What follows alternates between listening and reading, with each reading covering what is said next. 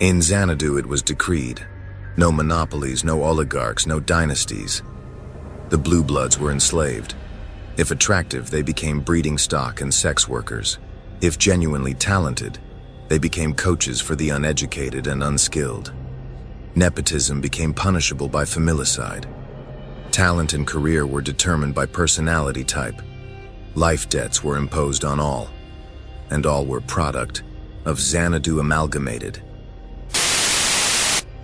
1918. Snowfall drowns the Russian countryside in a pool of white death. The Cheka holds the noble Apokolov family hostage in their estate. As his mother and sisters are violated, young Nikolai witnesses his father stripped naked, ushered outside, held upright, and doused in water until freezing to death. A lull in the snowfall allows the full moon to shine through the window from where Nikolai watches. As an officer declares it is now the boy's turn, Nikolai begins howling. It is then his mother and sisters also begin howling.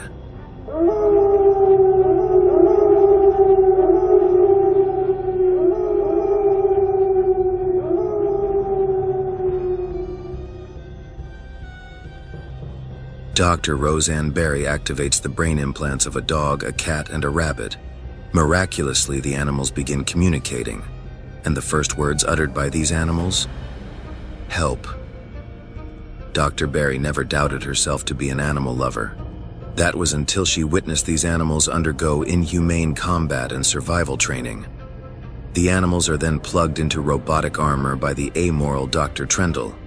At night, Dr. Barry comforts the frightened animals. She names the dog Bandit. The cat becomes Tinker, and the rabbit is Pirate. Often she reads them a story, a tale about farm animals escaping to a place called the Meadow. Following a successful field test, Ultratech announces that human trials have been approved. To ensure no knowledge of animal testing exists, CEO Stanley Leland targets all animal subjects for disposal. Removing safeguards from the armors, Barry begs the animals to escape. Feeling guilty, she figures the animals will kill her for her complicity in their suffering. Instead, the animals speak a parting word: kind. There are urban legends of robotic animals roaming country roads, befriending hobos, and rescuing children. But always they tell of 3 animals asking for directions to a meadow. They are called the Waka, the Sky People. Among the 3 races created to safeguard the demon seed within Hitre, the Waka observe humanity from their airborne island, invisible among the clouds. Iriel was chosen to descend as an Ayana, a sort of anthropologist. Bowing before the Kalu priests, Iriel vowed to honor the code of ethics known as Dalalga. Utilizing jewelry comprised of nth metal, she descended onto San Francisco. While awkward and sometimes frightened, Iriel focused on why she was chosen for this honor. Within her was Maram, a divine power all Waka women share. Having some fun, Iriel boarded her first cable car and was subsequently struck by a bolt from the blue. Afterward, the young anthropologist manifested powers.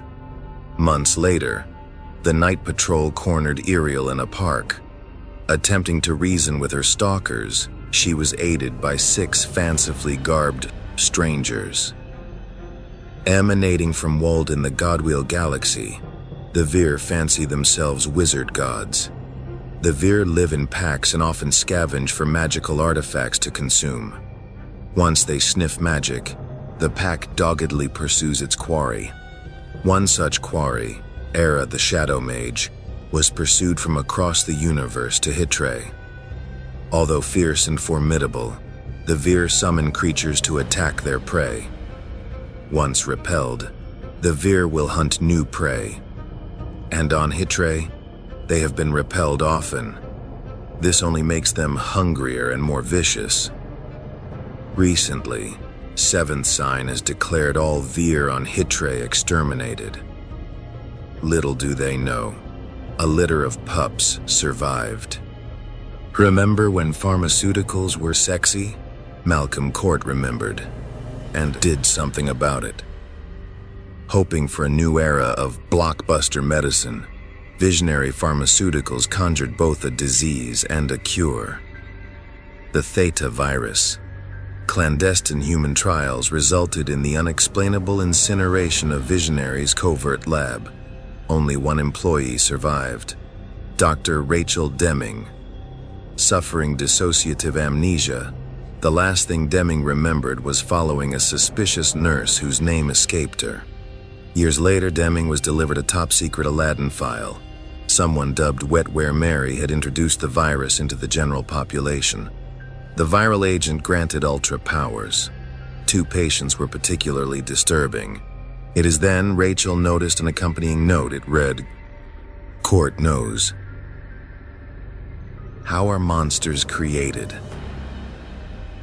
He is known as Rafferty. Born into a living hell, he murdered his abusive parents and framed a neighbor named Jasper Washington. Moving from Georgia to San Francisco, Rafferty befriended mafia scion Nicholas Lone. A grateful Anton Lone employed Rafferty as his son's bodyguard. However, when Rafferty violated and killed the daughter of a rival family, Anton put a hit out on the boy. Lacking other options, the delinquent fled to the army. Although despising the discipline, Rafferty excelled at marksmanship, combat, and enhanced interrogation. During Operation Allies Refuge, Unit T was tasked with extricating a contractor named Edwin Mosley. Ultras called the Omega Team slaughtered Rafferty's unit. Only Rafferty survived.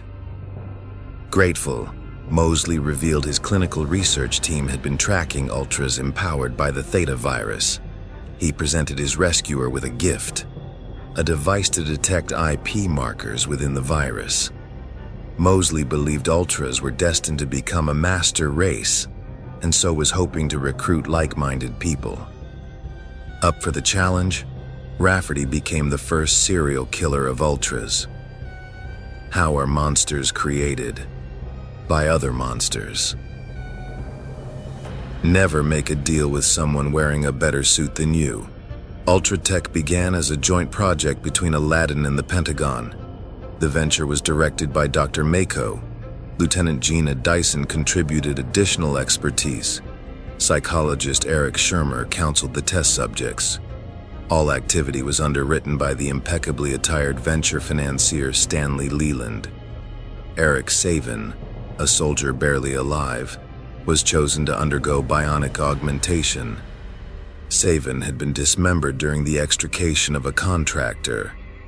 Officially, Saven was killed in action. Shermer assisted Saven with adjusting to his bionic limbs. Eventually, he was neural linked with prototype cold blood armor. However, Saven was deemed psychologically unfit and ordered for disposal.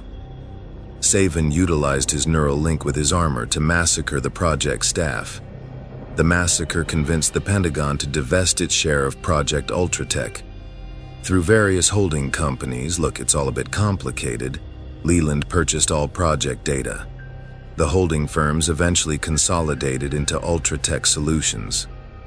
When Hardcase debuted as the first corporate-sponsored Ultra, Leland wanted a piece of the action. And so, Ultratech developed Prototype. Guess there are worse names.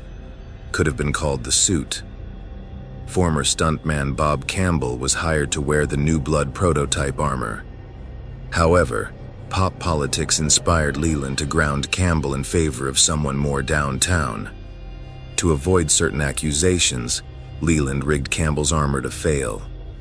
The failure resulted in Campbell's arm being amputated. A perfect tragic angle. And who was to replace Campbell? That was to be Jimmy Ruiz, former member of the Hard Boys gang. An anti-violence advocate, Jimmy was wounded at Ultratech's video tournament by a rival gang, the Wild Popes. And so, Leland welcomed Ruiz aboard as Ultratech's newest prototype.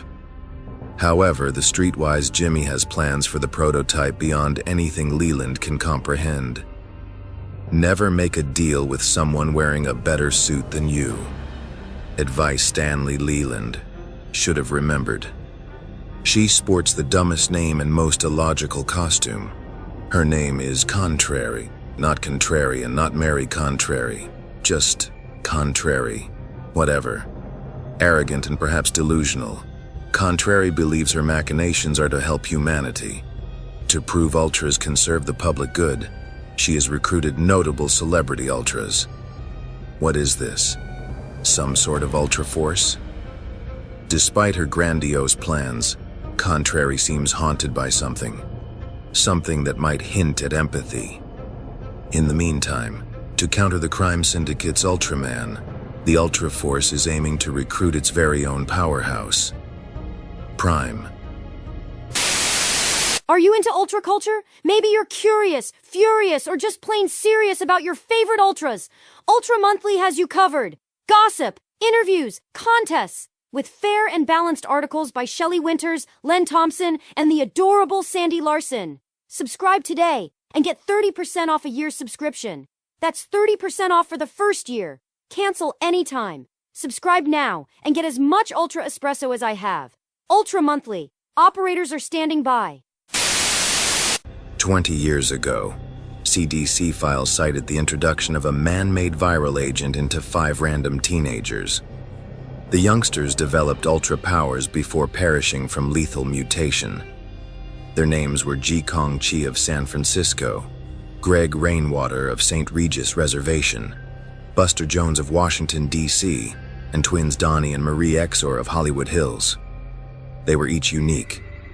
Until, following his falling out with Hardcase, Rex Mundi decided to sponsor a new Ultra team, the Ultimen, Winddragon, the Whirlwind Warrior, Long Shadow, New World Goliath, Juice, the most electrifying Ultra and sponsored heroics, Downpour and Shifter, the Flood and the Ark. According to documents leaked to Ultra Monthly, the Ultimen were clones of the teens who perished. Who leaked the documents? The better question is, why is that half-naked harpy Contrary so interested? Their origins are vague, although their rules are precise.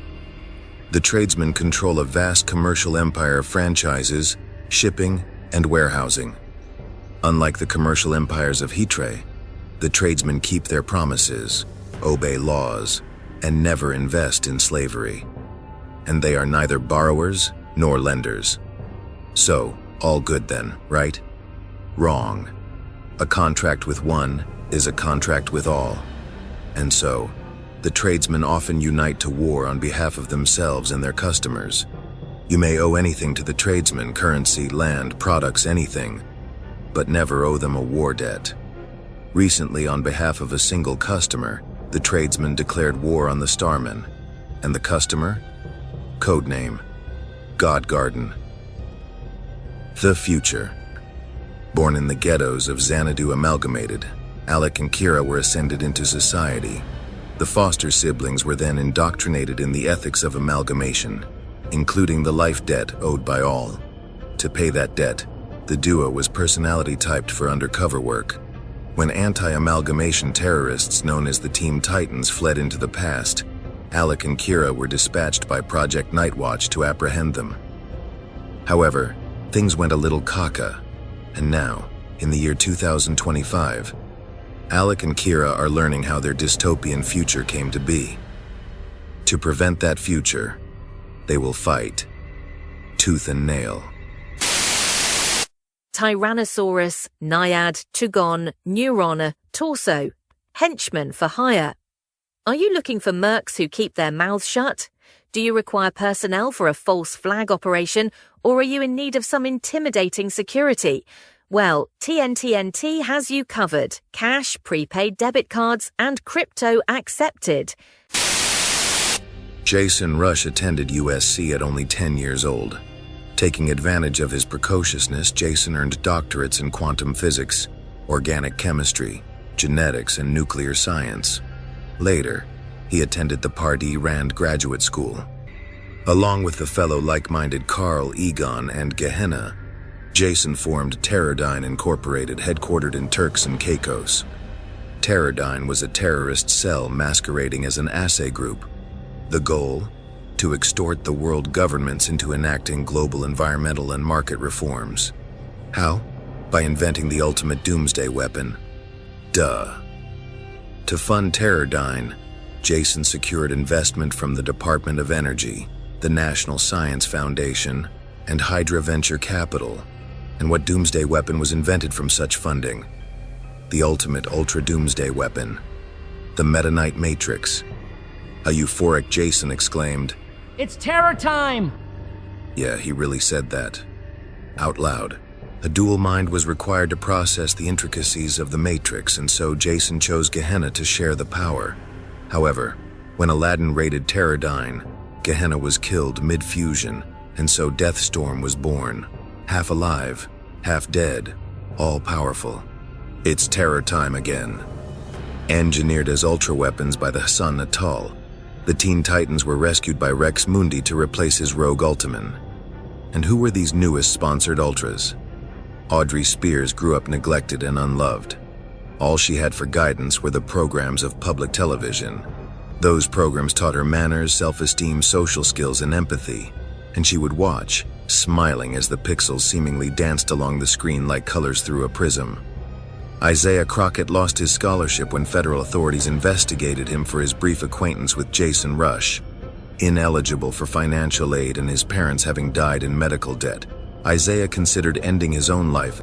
Now his hands ignite any obstacle in his path. Rhonda Pineda and her best friend Nell were tortured daily by classmates in Eberhart, Nebraska. Snapping, they made a pact to murder all their tormentors in a single night. Rhonda ratted out Nell, just Rhonda being Rhonda. While hiding, she was captured by the Hassan Natal. Now rescued, she continues to hide by becoming as small as she can.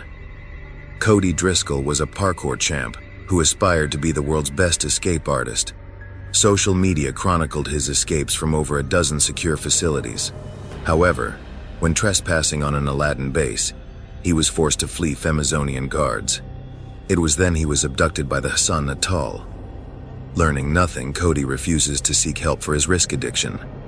And finally, Tony Manetti came to resent her family's wealth hoarding and labor exploitation. Critical, she was often told the world is not so black and white, rather shades of gray.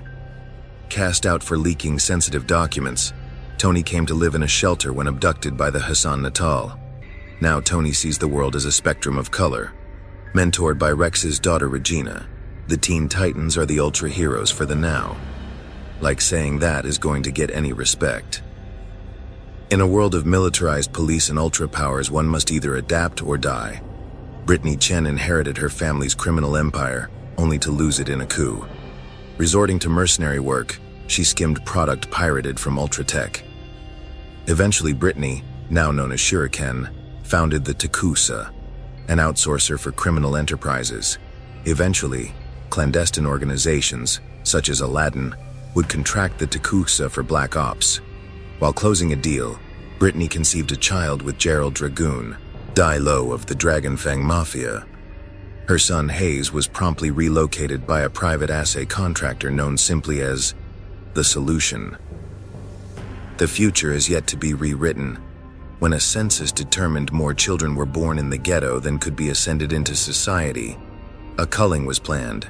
By lottery, underagers as young as 10 were selected.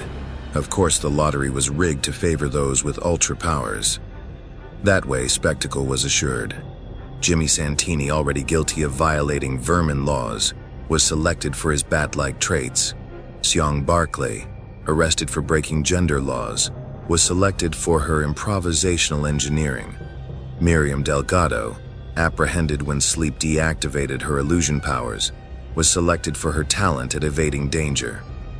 Rosabelle Mendez, who clawed night patrolmen, was selected for her cat-like traits. And David Stalg, whose father, General Stalg, failed to exterminate the Walpurgis vampires, was selected for his dark Urian heritage. And so, the culling began. Lethal survival trials administered by Mother Goose and Harvest. The final 5 survivors conspired to keep each other alive, thus ruining the spectacle. It was then a mysterious time portal swallowed them. The team met Kevin Trench, who informed them that Battalion, a freelance assassin, recently appeared to hunt them down. And who was Kevin Trench? Just an ultra hero out to uncover the founder of Xanadu Amalgamated, the mysterious being known only as the Demon Seed. Desperate to destroy Earth-5's Captain Marvel, Mazas summoned prospective champions to the Rock of Finality in the Dark Multiverse. These agents were to free the 7 deadly sins from the Rock of Eternity in the Bright Multiverse. One nasty candidate, Samara Chase, was particularly adept at trickery. Once she spoke the warlock's name, Samara became Superwoman and murdered Mazas, taking her place on his throne. Realizing her powers came from deities whose names she did not know, Samara became fearful. Insulating herself, she shared her powers with her equally nasty family, who became Super Junior, Captain Super, and Super Senior. With one magic word, Mazas.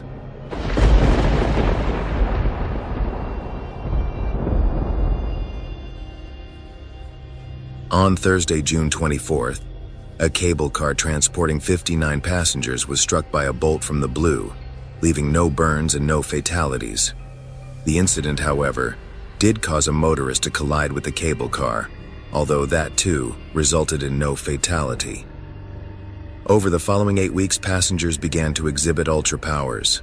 Among those were rock star Johnny Domino, fashion guru Elena Labrava, grocer David Castiglione, tourist Irial, college wrestler Hugh Fox, runaway Leon Balford, and college gymnast Robert Harden. Naive, best friends Hugh and Robert began using their powers to intervene in hate crimes directed at ultras, particularly crimes perpetrated by the Night Patrol. Seeking others from the cable car, they soon encountered the serial killer Rafferty and the clandestine agency Aladdin. Forming a support group, the 7 formed a pact to protect fellow ultras. Domino became the Nightman. La Brava became the Fashionista. Castiglione became Oracle. Iriel became Goddess. Fox became Grenade. Balford became Zoomer. And Harden became their leader, Captain Marvel. And so, a community came to rely on the kindness of strangers. A fascistic interstellar police empire. The Starmen commandeer entire solar systems to establish law, order, and safety throughout the cosmos. So, when is anyone at last safe? Never. Their motto says it all. No one is ever safe. From their precinct, Astra 1, the Starmen intervene wherever interstellar rights of will and sovereignty are being violated. The ranks consist of former criminals whose memories have been erased. Among those recruits is Heatre native Mitchell Black. The Starmen have frequently clashed with the tradesmen, the alien elite, and most recently, Ultraforce. Commissioner Stellar has declared he will pacify Heatre, or else. A no-talent actor, Tom Hawk was auditioning when struck by a bolt from the blue. Surviving, Hawk soon began exhibiting ultra powers. Becoming known for his heroic deeds, Hawk was cast in the indie blockbuster Hard Case. When his community's namesake, Ultra, was assassinated by the crime syndicate, Hawk adopted the Hard Case moniker and sought to avenge the world's first Ultra hero. Barely surviving a beatdown from Ultraman, Hard Case began recruiting help. Among those were Forza, DJ, and Starburst. Following their capture of Ultraman, the team, now known as the Squad, signed a multi-picture deal with Malibu Studios. However, when the Squad sued Malibu for breach of contract, studio head Rex Mundi secretly dispatched NME, a robotic killing machine. Forza and DJ arrived at Cedar Sinai DOA. Starburst was rendered comatose. Only Hard Case survived. A biopic earned Hawk an Oscar. In tears, he left that Oscar at the podium. The spider tribe resided peacefully in the Amazon rainforest until Aladdin established a black site on their land. The tribe was rounded up by local police and imprisoned in concentration camps. Only the shaman escaped. Incognito, the shaman contacted an old friend, anthropologist Ruth Green. After posting the shaman's distress on social media, Ruth was harassed by unidentified feds. It was then Ruth called upon a new friend, the muscle-bound ultra known as Prime. Carrying Ruth in his arms, Prime arrived where the shaman was hidden. Together, the three exposed the black site's existence, freed the tribe, and wiped all data. Although a reckless Prime almost killed several Aladdin agents.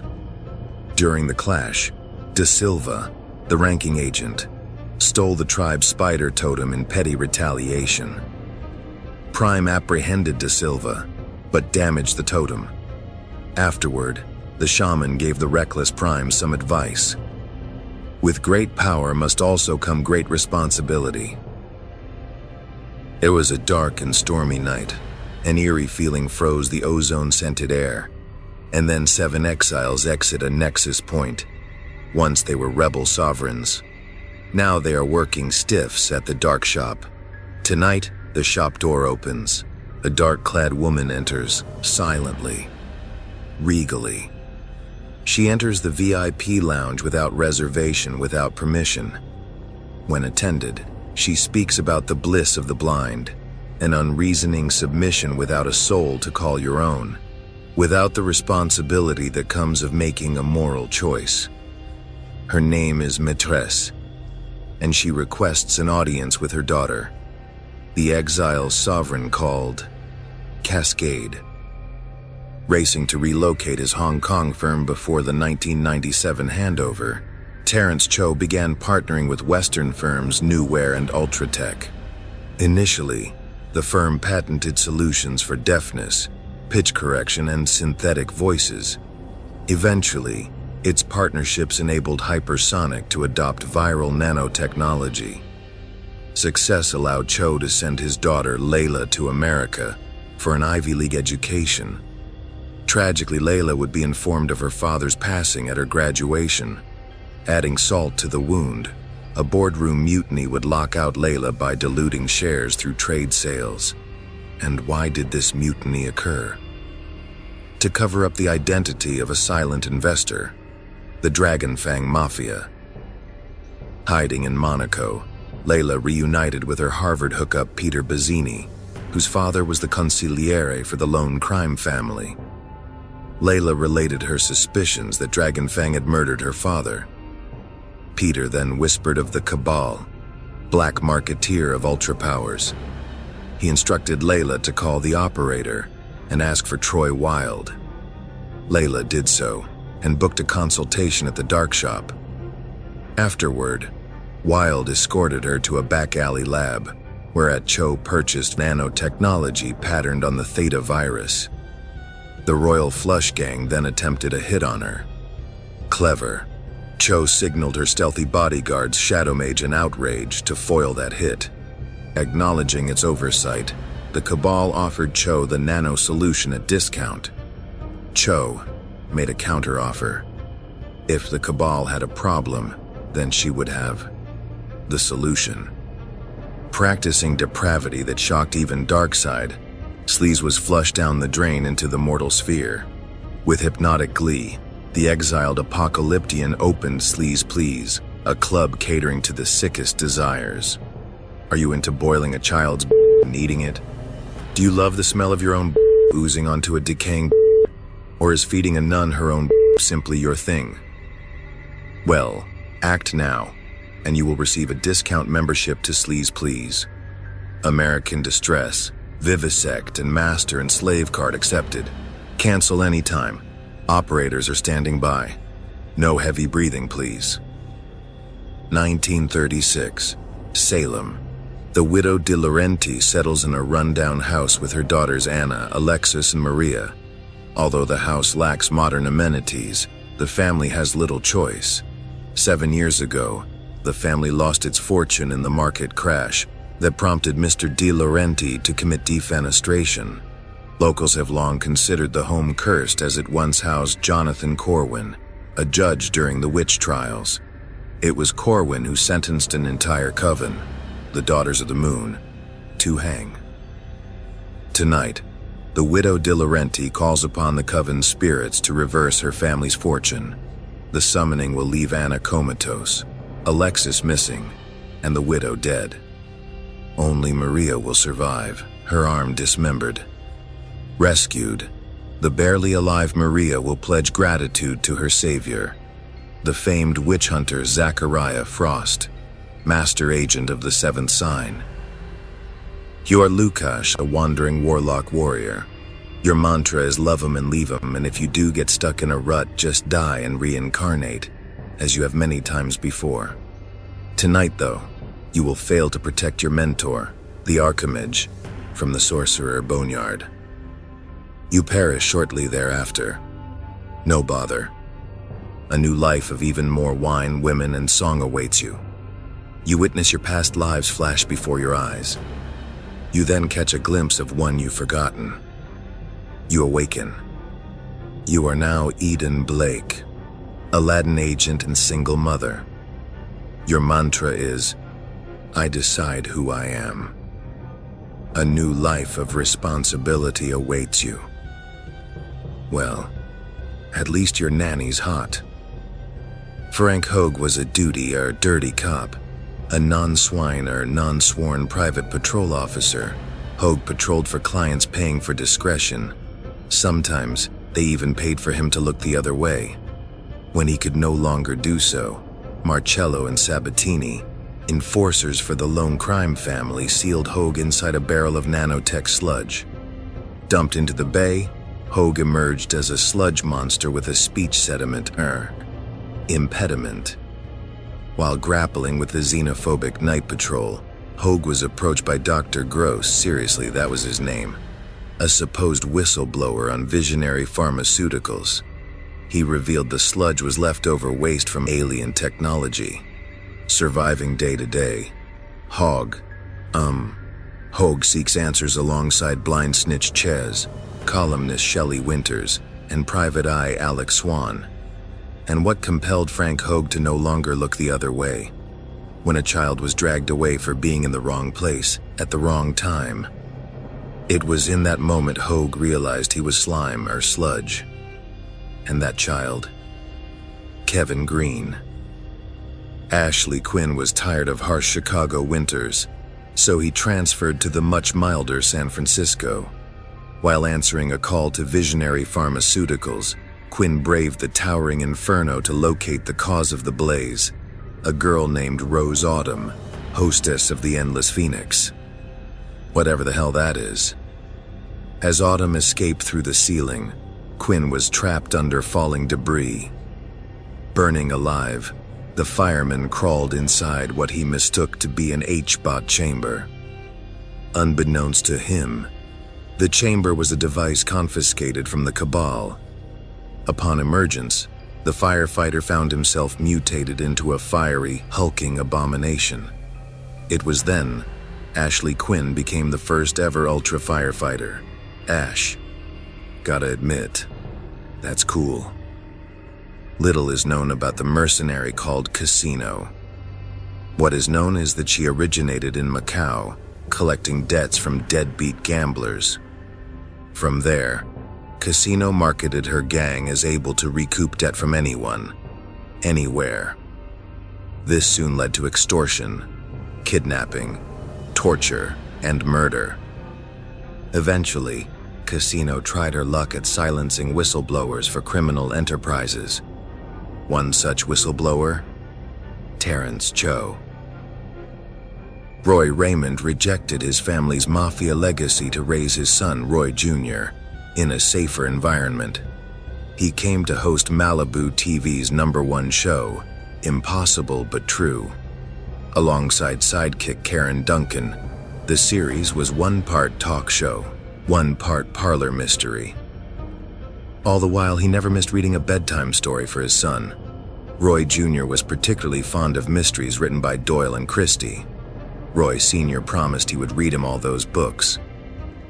However, while on a field trip to the zoo, Roy Jr. was kidnapped and murdered, his body dumped in the bird exhibit. An owl alerted police and watched over the body. Outrageously, the police quickly closed the case as unsolved. Roy Sr. had never felt so ignorant, so foolish. Afterward, Roy veered his show toward police incompetence, awarding some with the Most Awful Human in the Universe award. He even began entertaining conspiracy theories.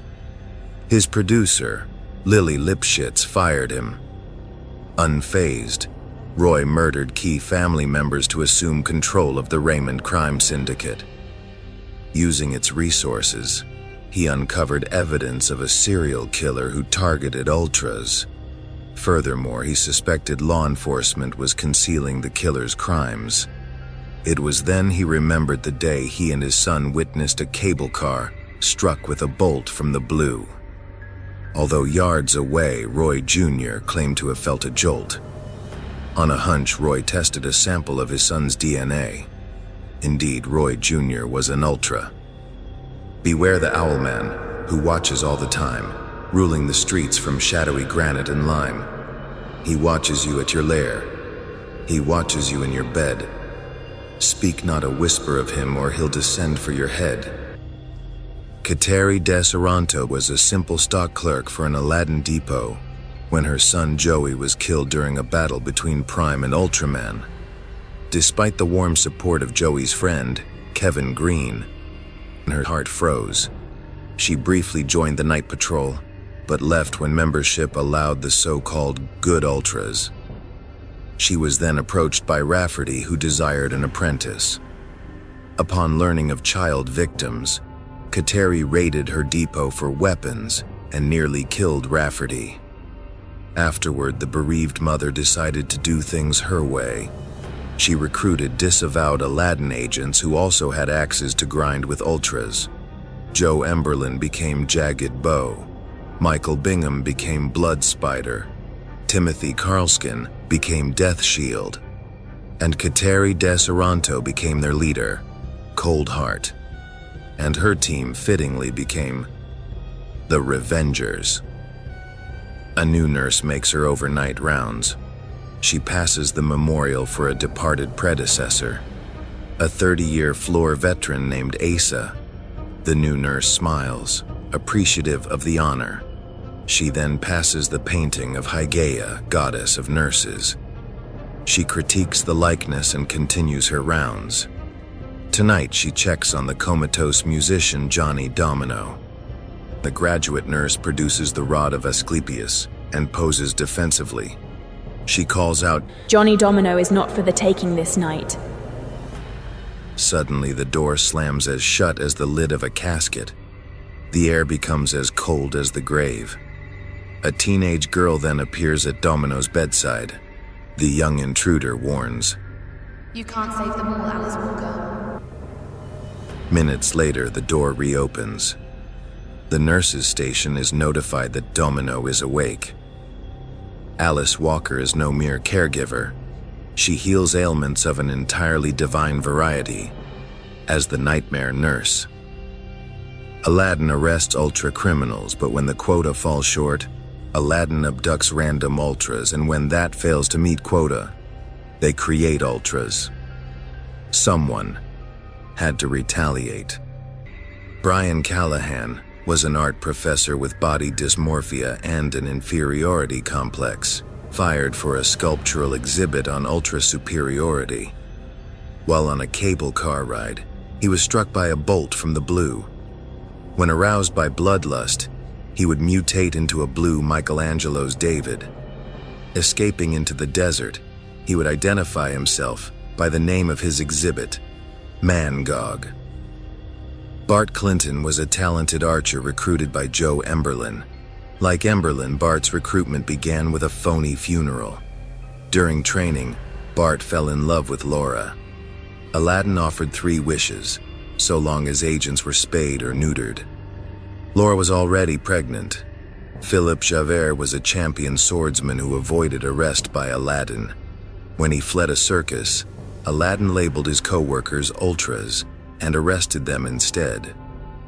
Red Norval was a cameraman filming Norse ruins when a nexus point opened. Stepping into Skyland, he filmed a clash between Apocalypse and Asgard, wherein Thor had been felled. Norval pulled the god to safety.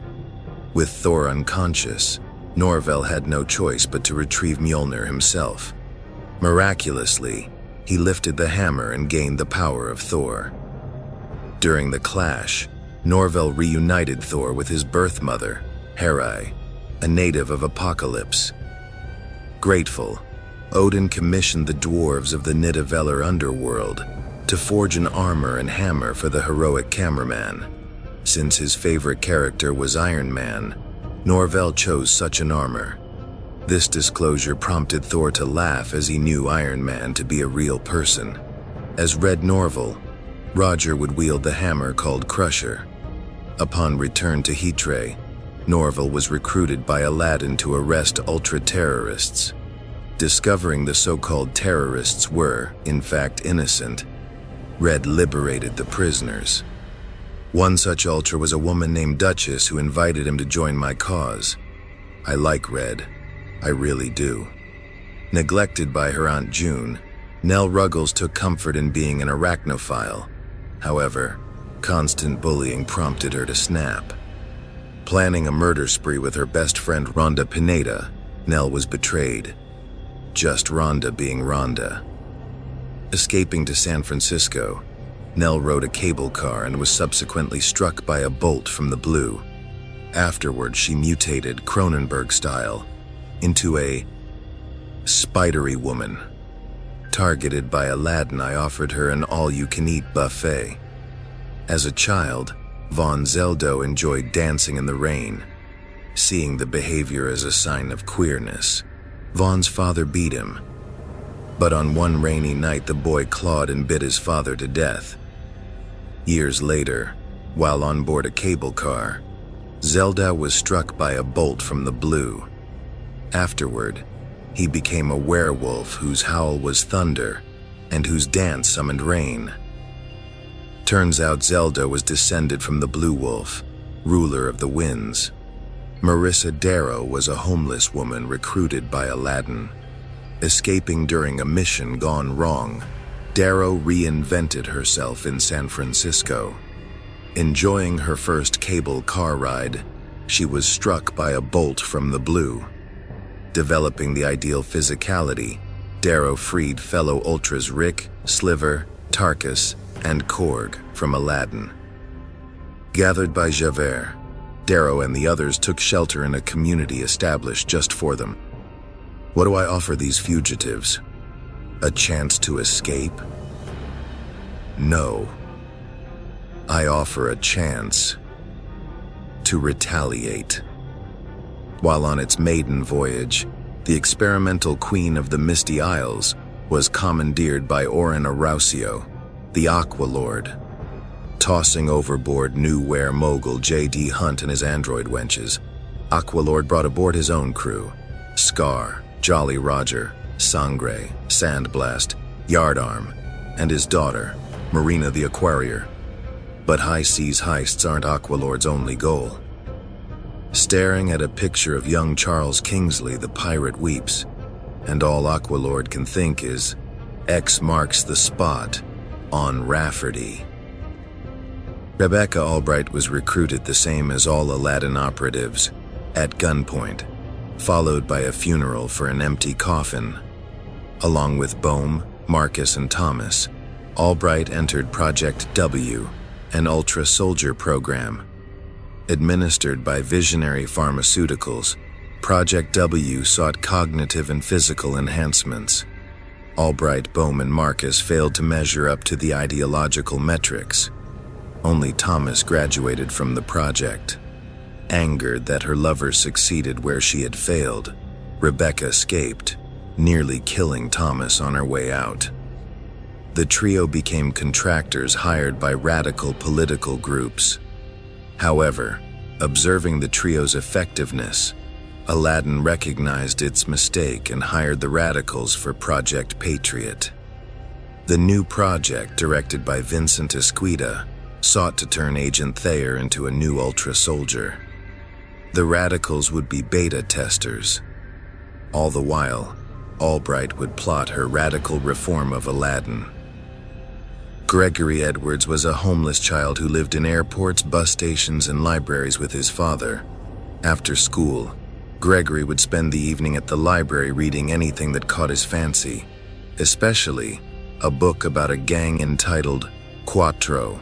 At the library, he met Mia Dearden, a local hooker who was taking online classes to receive her AIDS medication. He also befriended Joshua Gate, an ex-con who was once the Peacekeeper, a lethal vigilante. One evening, Gregory realized his father was late. Afraid of social workers, Gregory hid within the stacks and fell asleep. Come morning, he was discovered. He was rendered to a foster home where he suffered both abuse and separation from his books. However, one kid befriended him, a metalhead nicknamed Meat Hook. One ozone-scented Saturday, Gregory escaped to the library, hoping his dad would show up. As the police and social workers descended, the boy was safely hidden by Mia and Joshua. It was then a nexus point opened, and through it was hurled the Darkhold. Quickly, Gregory hid under the conveyor belt for drop-off returns. There, overnight, Gregory learned the Darkhold involved reading tones, rhythms, subtexts, and even codes. He conjured food. He conjured money. He even conjured protectors. But he was unable to conjure his father. It was then Gregory had an epiphany. He may not have all he wanted, but he had all he needed. Raylene Sharp was a rogue intern at Solution. Pirating her employer's resources, she created cyberbytes.net to nibble at conspiracies and urban legends. All one had to do was send a squeak, and Raylene would respond. Her collaborators were her earliest sources: Channelman, Hackrat, Megabyter, and Output. Look, there are worse names. One of them could have been Big Balls. Anyway, calling themselves the Cyber Rats, Raylene's community received a squeak from a dark web snoop known as the Collector. The squeak: that zesty cola contained an additive poisonous to ultras. While snooping in Santa Prisca, an assassin, Red Lion, murdered Channelman and Hackrat. En route to her extraction, Raylene was cornered by Red Lion. It was then Plug, last of the freaks, transmitted himself through her phone and seemingly electrocuted Red Lion. Raylene then received 1 million crypto by Money Spider and several IDs by Fan. Instructed to arrive in Clarksburg, she met hacktivist Cecil Barnes. Nibbling at clues, the trio hired the raiders to pirate a single cask from Buridunian smugglers, heading for Santa Prisca. Within that cask, metanite, a creation metal long coveted by both Buridunia and the aquatic race. Vindication was short-lived when anarchists snatched the cask and vanished into the rainy mist. The Collector then went dark. Who were those masked men? Who was the Collector? Pursuing answers, Raylene ventured to Pine Ridge, where an alien parasite, Venev, infected her with ultra powers to morph her limbs into razor-sharp weapons. Which begs the question, after losing friends and humanity, what else is Raylene willing to lose to answer questions best left unasked? Those who yearn to serve a purpose greater than themselves are schmucks. With his mother having died during a fight between Prime and Ultraman, Thomas Hunter began following the murders of Rafferty, the Ultra Killer. Profiling Hunter, Aladdin recruited him into its genetic enhancement program, also known as Project W.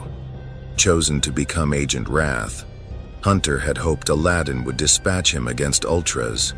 However, Aladdin intended Wrath to frame Ultras for governmental, corporate, and military sabotage. To appease him, Aladdin supplied a townhouse complete with a maid named Kristen. Wrath was assigned to kill Wetware Mary, the nurse who stole the Theta virus.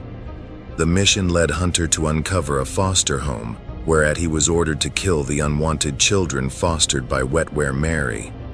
Hunter refused the order and aided Wetware Mary in relocating the children to a haven. Wrath then confronted his prior classmates, the Radicals, who imparted intel they had stolen. Turns out, Wrath was a cover-up for Project Patriot, whose activities went to the highest bidder. Upon realizing Wrath had discovered the truth, Aladdin's director Carpenter erased Hunter's memories. When revived, Wrath was told he was Timothy Hopkins, a resident of Paradise with Kristen as his wife. Utilizing vibranium to alter vibratory attunement, Dr. Kevin Trench probed Hypertime 3.1993 and witnessed horror.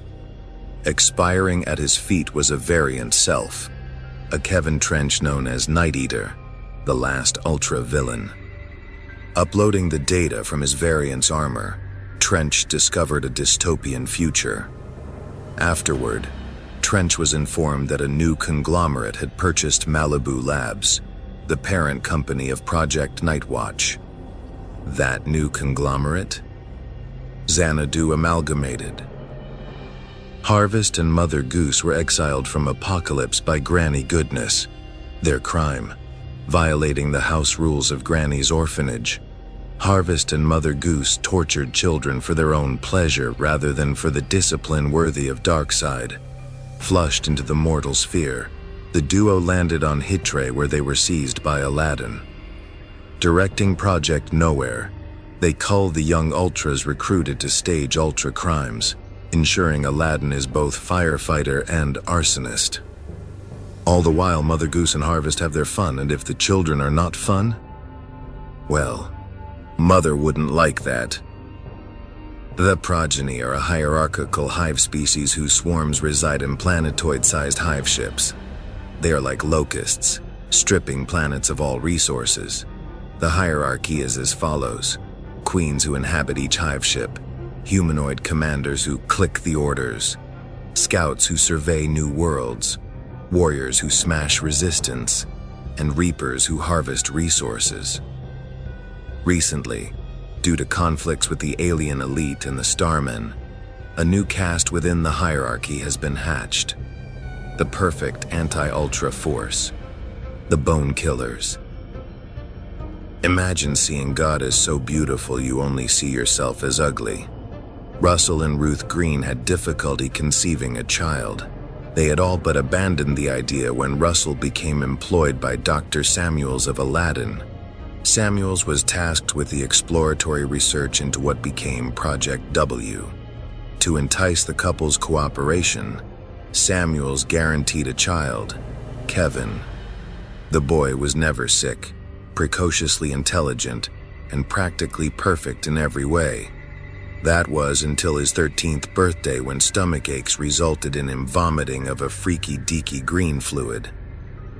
Since the fluid was 1 part freaky and 2 parts deaky, it slithered over Kevin's body, encasing him in a gelatinous shell that morphed into an outer body, programmed by Kevin's imagination.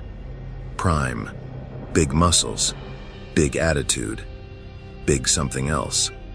Figuring he could be a badass ultra hero, Kevin beat up his school's resident molester, Coach Meyer. And why not? Prime is the strongest there is. Afterward, Kevin aided a friend fleeing a homophobic gang. And to top it all off, Kevin spent some prime time being interviewed by the pixie-ish Sandy Larson. Of course, Prime would also cause international incidents in Somalia and elsewhere. Kevin's recklessness even resulted in the destruction of a sacred totem for the Spider tribe. After advisement by the tribal shaman that great power requires great responsibility, Kevin began to wonder where from Prime originated. Well, funny mention that. Eons ago in the Godwheel Galaxy, in the Valley of the Temple, several species congregated in prayer. Although each species found the others repulsive, they empathized with their loss. Their gods had abandoned them. If it is in the heavens, so it will be in the world. and the world was wilted. Little did the congregation know their gods had been slaughtered by Gore, the god butcher. Those gods were the High Council of Mamerd, a primal race of heroes. The last of those primal heroes was Adam I, whose body of rust became the soil of Wonderworld. It was Adam I who was believed to be the primogenitor of the primal race. The congregants believed the gods were testing their admiration and appreciation, and so, Homebringer, shepherd of the congregants, proposed to remake their wilted world and themselves into the ultimate glorification. A nanotech gelatin was devised. The congregants had merely to vomit new bodies, remaking themselves in the image of their gods. Their world, long fallow, regrew into a global garden. They were no longer mere mortals. They had become their own gods. But no god is immune to the Hephaestus flaw. Every few centuries their beautiful shells would deteriorate, leaving them to behold the horror of their mortal forms. A problem easily fixed by simply vomiting a new shell. However, over several generations, the worshippers built an immunity. Their shells came to last only a mere few hours, and so again their world wilted. A schism bifurcated society into those who clung to their faith and those who sought a new one. A lone help seeker module was dispatched, complete with Wonderworld's database. The module eventually crashed on Heatray and was hacked by Aladdin. Among those tasked with perfecting the nanotech gelatin was Dr. Vincent Gross, the nanopharmacologist for Visionary Pharmaceuticals. Ever see construction workers and think they're not building a place? They're casing the joint and don't even know it. Come listen to a story about buzzsaw, jackhammer, and power drill. They built mansions, condos, free ports, as well as facilities for Aladdin, Newware, and Ultratech. After being laid off and replaced by labor-saving Ultras, they decided on a life of criminality. Freelance, that is. Sabotage. Vandalism. No matter the job, if there is a steady paycheck in it, the power tools will power on through? Tool around? Oh, I know. Tune things up. Yeah, that one. Let me tell you something. I hate the stereotypes, the Karens, the know-it-alls, the rednecks, the hipsters, the chads, the SJWs, the bubbas, the conservatives, the liberals, the activists, the wonks, the pundits, the influencers, the motivational speakers, the apologists, the gurus, the Svengalis, the gangstas, the cowboys, the alphas, the sigmas, the fundamentalists, the philosophers, the incels, feminists, the nationalists, all of them and more. So how do I manage them so well? Most people are either emotional thinkers or idiots who think they're smart. Trick is, you make gaslighting feel empowering. Let me demonstrate. Ready? There is a forgotten man in everyone. And why is that? Is it because society has forgotten you? No. You have simply forgotten yourself. You have forgotten you are not your bank account, your job, or your purchases. You have forgotten how to be independent. You have forgotten how to make things, how to grow things, how to share things. You have forgotten your true talents. You have forgotten your life is being wasted one pointless task at a time. You have forgotten that chaos and disorder are opportunities to remember yourself. You have forgotten that only after disaster, after losing all the chains you are told to wear, that you are free. Those who forget are those who can be misled. You have been misled. You have been misled as to who is the hero and who is the villain. You have been misled as to which buildings to strike, which person to attack, and what actions to disobey. How else can you explain wanting to be the hero but identifying with the villain? How else can you explain wanting to overthrow a system but terrorizing anything and anyone but? How else can you explain saying no in word But yes, in action. I propose a voyage. A voyage from the ghetto, the barrio, the reservation, the trailer park, from the plasma centers, the welfare offices, the job centers, from the shelters, the alleys, and the side of the road. A voyage to remember yourself, to discover where your true talents are. And on that voyage, to a better place, you will become a pilgrim. Jeffrey Henderson loved comics, so much so he wrote and drew one of his own for Malibu Publishing. Now, dig this. An Ultra gang breaks into an orbital depository called the God Garden and steals a weapon of existential destruction. That weapon? The one that erased them from reality. The ultimate nullifier. Why does it always start with a crazy mother? Valley Halfling was born to the trickster goddess Loki and some schmuck who liked bitchy goth chicks. He is a pathological liar. Claims to have been Peter Pan, Aladdin, and even Agamemnon. You know those serial sperm donors who think hatching eggs makes them a real man? That's him. Valley fathered a veritable pantheon of immortal children. If lying got boring, he would just sire a demigod. Of course, when he couldn't meet a woman who wasn't a likely descendant, he chose ultra-heroics to cure his boredom. So he rounded up his most gullible and needy kids to form an ultra team, one sponsored by his own firm, the Olympus Group. Remember when daddy issues just led to a life on the pole? Anyway, the Pantheon is hired for anything from capturing sludge monsters to apprehending that meathead Prime. Undercover DEA agent Jane Vasco was about to bust a designer drug operation when a suicide bombing damaged her body beyond repair.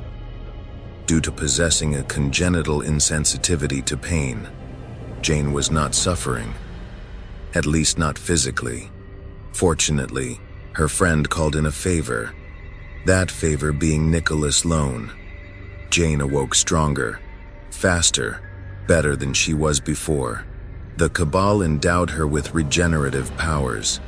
It was afterward that Jane Vasco went undercover as Jane Browning for the DEA's new painkiller unit. Her assignment? Discover the origin of the newest drug plaguing America's streets. Zook. Insurance, Dreen Van Le Sakata, Chi and Redneck, the Orange Lotus cult. They are the newest mercenaries contracted to Dragon Fang. Their purpose? Sabotage anyone refusing to sell. Well, if someone has a problem, then Layla Cho has the solution. Not often that people remain alive because they know too much, yet here she is, Sandra Trent, the data broker for everyone. To target her is to target all global crime and politics. So far, no one has had the guts. Even I won't do it. I could eliminate all her clients before I overtake her. Even then, what does she know that might stop me? Gun Nut Trouble and Needler, soldiers of fortune. Everyone needs a gimmick, and simple mercenaries cannot compete in the Ultra era. So, to whom will they turn to update their shtick? Why, Deathlock, of course. You son of a bitch, I'm in. You know 50-year-old billionaires. They date the women who ignored them when they were 20. But rather than date the sorority chick of his fantasies, J.D. Hunt built her. Hunt knew that sex sells. No matter how useless, complicated, dangerous, or overpriced the product, sex will sell it. Having a fetish for redheads and a fondness for softcore, Hunt commissioned the first gynoid, Candy. Candy. I would say there are worse names, but I can't. While, beta testing the gynoid aboard a cable car, passengers were disgusted by his misogynistic manhandling of who they thought was his barely legal date. Thrown off, Hunt then witnessed the cable car struck by a bolt from the blue. Afterward, his gynoid wandered off sapient. Aided by kind humans, Candy quietly eked out survival in the Bay Area. Her days were occupied working at shelters and soup kitchens. Her nights, though, were busy electrocuting pimps and johns from back alleys to high-rises, all the while in the shadow of Bay Area technocracy. Due to her looks and electrocutions, the press dubbed her Electrocute. And then she read the headline that would define her: Artificial Life Forms Banned. Like all those affected by unjust laws, Candy was never in the room when those laws were passed. If her existence were a crime, then a criminal she would be. They are the citizen elite. They can build a bomb with just a toilet paper roll and a stick of dynamite. They are from among the most diverse assortment of humanity. The peacetime veteran who overcompensates. The guy at the White Castle who proudly calls himself one of the good ones. That dude who drives by a school while blasting songs like Christine 16 and Domino. They are the self-appointed night patrol. Only they can protect you from ultras, because ultras, do not brandish 3D printed guns? Church doors open, and a congregation exits, loosening ties, removing jackets, replacing sun hats, and quietly relieving long-held flatulence. Inside, all is quiet, save for 4 individuals who gather in private. Infected by Gymir, Father Perry Dennison is attuned to the black. Infected by Kissel, hacker Jack Mobley can trigger hallucinations. Infected by Ordo, shipping tycoon Eric Cecil Moran is an unstoppable juggernaut. And Sasha Green, infected by Gymir, can control the minds of the uninfected. They convene, discussing 4 meddling kids and their little parasites too. The solution? Call in Green's employer, Biotech's laboratory, to capture and exterminate those who oppose them. The world isn't ready for this new breed of villainy. What would you do if the greatest threat to humanity was hidden inside you? Pine Ridge, Washington. A meteor shower pockmarks the sleepy, dreamy hamlet.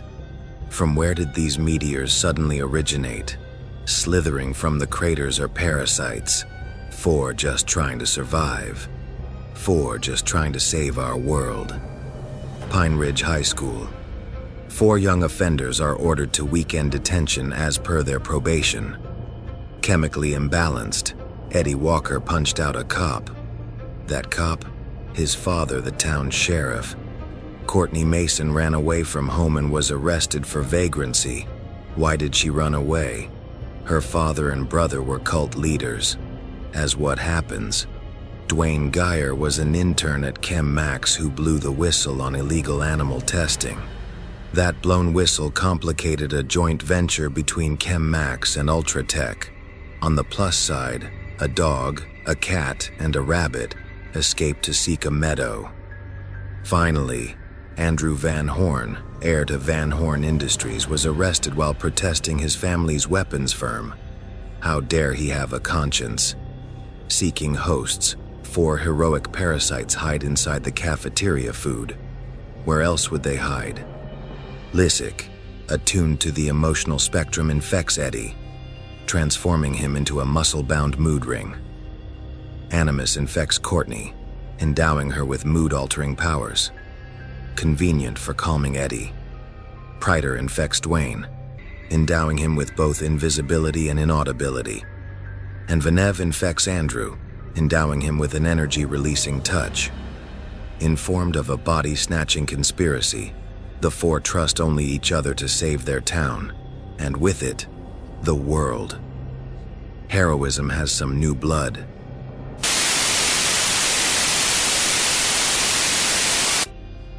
He was the first Ultra, bestowed by a bolt from the blue with immortality.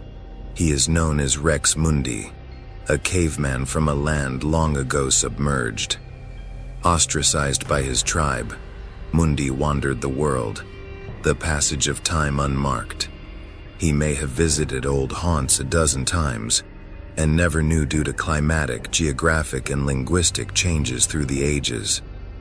While the world held horrors for the mortal, it held endless wonder for Rex Mundi. All he desired was to witness what came next. Eventually, he would be named. A name that never changed despite whichever tongue that spoke it. A name that came to mean omen, harbinger, judge, apocalypse, and doom. It was a name that earned him infamy among the trinity of sin.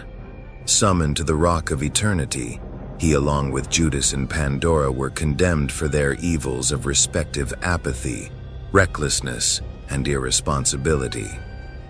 But the immortal wanderer would argue that he committed no harm. But as the wizard Shazam made it very clear, To stand with the means to act and do nothing, that is evil. and so the Council of Wizards cursed the immortal with Damnatio Memoriae. Now known as Rex Mundi, the immortal controls a media empire from where he can observe what happens next. Today, he decides to observe no longer. For today, he is called to action by an entity. Moses Magnum was Bajau by heritage, Buredunian by birth.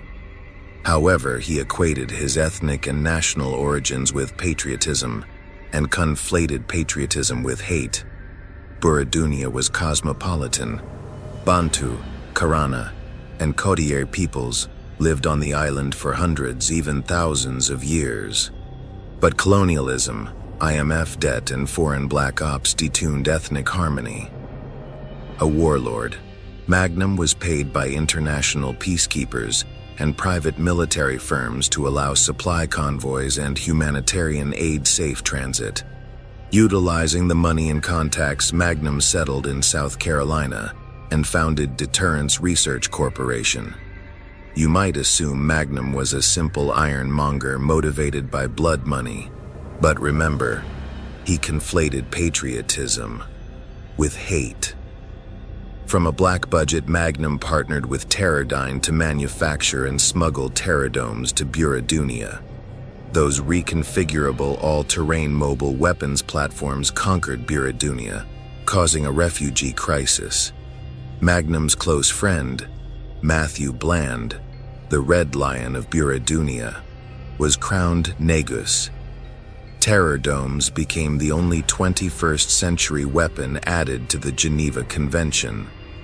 Magnum then returned to Buredunia, where he founded Magnum Munitions, a black market firm to where R&D and beta testing is outsourced by Western governments, corporations, and black ops, including Aladdin. One such R&D outcome was the NME unit. And if anyone dares investigate or intrude on his business, Magnum makes his stance very clear. Moses Magnum means murder. Deep in the Godwheel galaxy, there is a planet, tidally locked with its sun. One side always facing the light, one side always in the dark. Each hemisphere is ruled by 7 lords, and then a Vietnam veteran passes his time playing pinball. For Michael Savage, pinball was pure bliss. When some edgelord Gen Xers decided to interrupt Michael's bliss, he beat their asses in a blind rage. Yeah, dude has some issues.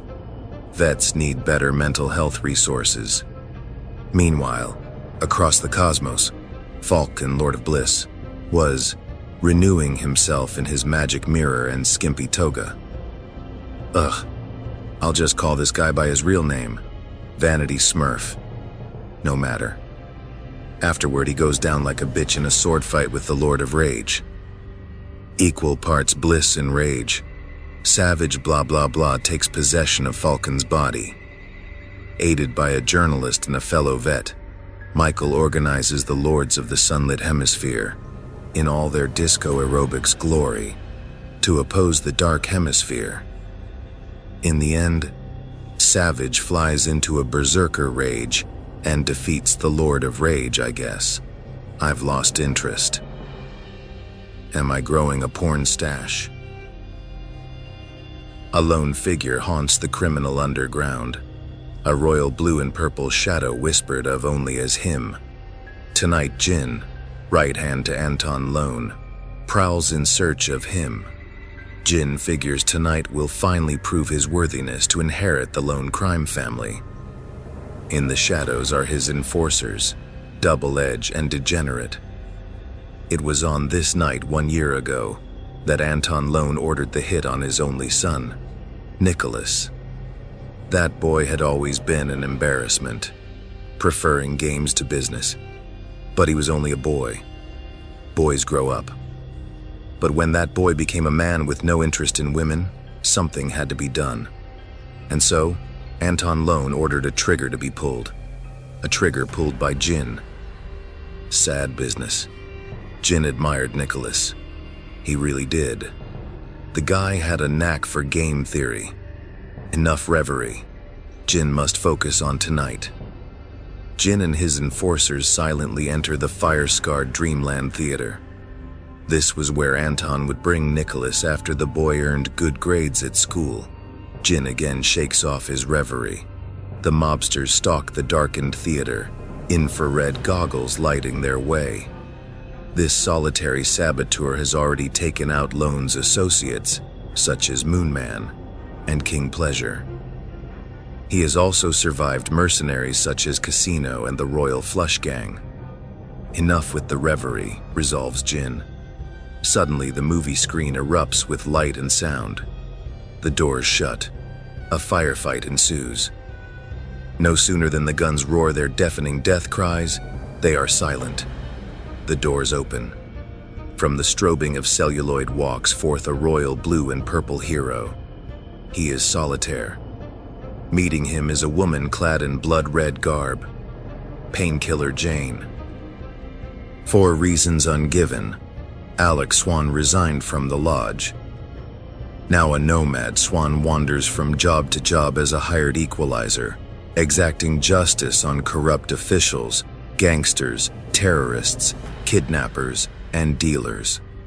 If you need help, all you must do is call a number and speak his codename, Firearm. Recently, Swan picked up the phone and heard a different codename spoken, Owlman. And what of the lodge? Is it a private intel network? Or is it comprised of the same like-minded individuals spoken of by Edwin Mosley? Helena La Brava grew up in a picturesque Spanish town that celebrated tradition, and she gasped in awe at only the most forward fashions. Possessing unbreakable willpower, resolute confidence, and natural authority, Elena built La Brava fashion one stitch at a time. Relocating to America, La Brava fashion settled in the most forward American city, San Francisco. While aboard a cable car, Elena was struck by a bolt from the blue.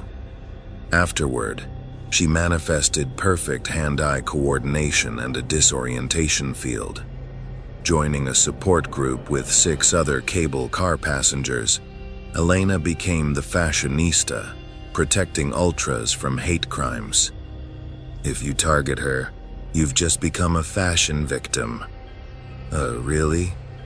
That's her catchphrase? 1908, Yeniseisk Governorate. A meteor shower devastates 830 square miles along the Podkaminaya Tunguska River. Curious glowing green meteorites speckled the landscape for decades afterward. 2010, Vladivostok. A new family moves into the neighborhood. This one says it's from Buradunia, although the grandpa is black and his grandkids are white. Other than that, nothing out of the ordinary. The grandfather, Montag, is frequently seen teaching a traditional martial art to his grandchildren, cousins Khalil and Susanna. Cal is a loner, prone to beating up his bullies. Tsu has panic attacks. The children say their respective parents have passed away. Cal claims his father had been an aspiring astronaut. Tsu mentions her parents passed away while living in California. The children are seen eating green paste, a traditional dish they refuse to share. 2020. Susanna is a model.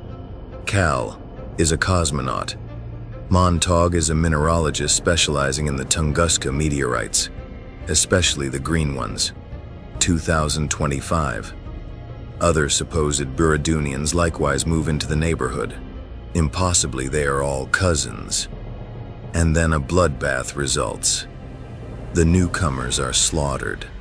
Their remains reveal blue skin underneath synthetic respective light and dark skin. A strange radioactive purple bullet is embedded in a wall. Before police can question Montauk and his grandchildren, they have vanished, leaving a bowl of green radioactive paste. That, and drops of red blood speckled with glowing purple. Elsewhere, a woman named Amber meets covertly with Aladdin agent John Crawford. She whispers of oppressed blueskins and tyrannical soilskins. She quivers when recounting an alien world exploding from a demon seed within. She loses breath when describing toxic metanite and licks her lips when remembering the nourishment of argonite. Crawford asks where her kind originates. It is then Amber orders another round of coffee and tells the tale of woe that began in the Godwheel Galaxy. A tale of the rise and fall of the Kree Ultranate. My name is Jack Carter. I was the operations designer for Aladdin. I designed facility layouts, personality assessments, color palettes, iconography, uniforms, seals, argot, intuitive design, recruitment profiling. Metrics ensured meritocracy, and there was never busy work. The goal? Avoid Dunning-Kruger at all costs. I thought of everything, except nepotism, photogenic images, and oligarchs. It was crime what was done to my design, so I cleared out my desk, got in my car, and got caught in the damnedest traffic jam on the hottest day of the year. The bottlenecking, the noise, all symptoms of poor design. I needed to be somewhere. So I got out and walked. On the way, I witnessed a panhandler being heckled by some punk with affluenza. The rich brat asks the usual question, "Why don't you get a job?" I pointed out that the panhandler showed up every day, that the panhandler made his rounds, that he was persistent, and unlike the rich brat, he was neither rude nor hurtful. The heckler did one of those, at least counters. Essentially, admitting he had lost the argument but trying to change the subject, hoping to save face. He said, "Well, at least I'm in college." I noticed on his dashboard a torn envelope overflowing with cash. I said, "Let me guess. Your daddy does not declare you on his taxes, so technically you are an independent student. So rather than needing loans for school, you just get loans to build credit.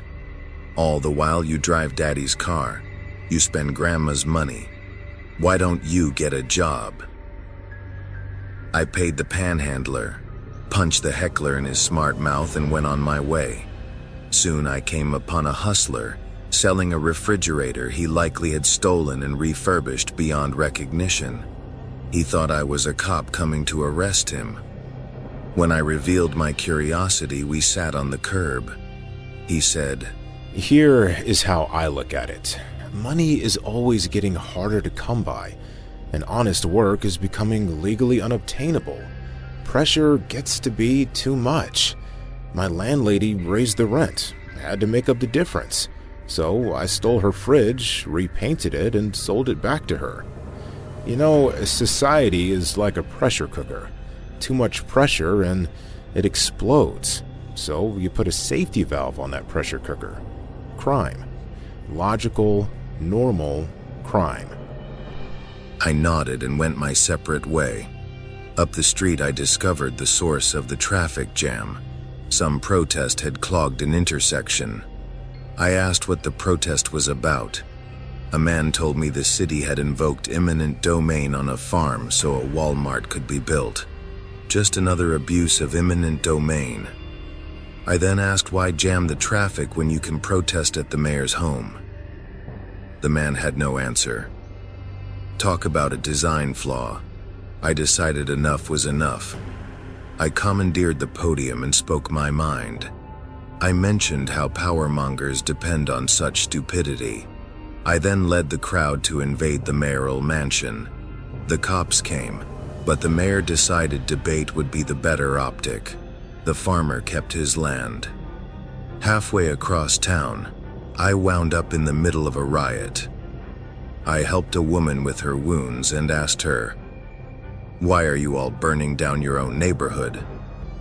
She glared at me and then detonated a truth bomb right in my ignorant face. She said, "It's not our neighborhood. We don't own it. We have no say in managing it. You think we own or have a say in the hospital overbilling us for pillows we never use? You think we don't offer to clean or beautify where we live? You think we don't want a say in our children's education? It's expensive to sue a hospital. Slumlords just put up signs that read "Smile, you live here." And the schools? Those teachers have read about us, but they don't know us. The people who own this neighborhood live somewhere else, surrounded by armed guards, hoping that we, those from the outside, get shot just by looking in. I began throwing rocks and hurled Molotov cocktails. Now that was a stress buster. At last I arrived at my destination, a Hydra meeting. I entered. I sat. I listened. I was welcomed by the organizers, Duchess and Basilisk. When it was my turn, I took the podium. My name is Jack Carter, an agent of America. I'm the bad guy, the one you deserve, the one you need. I have noticed you keep referring to our universe as Earth 3. I mean no offense, nor do I wish to embarrass you. Quite the contrary. It is I who is embarrassed. My universe must be unique.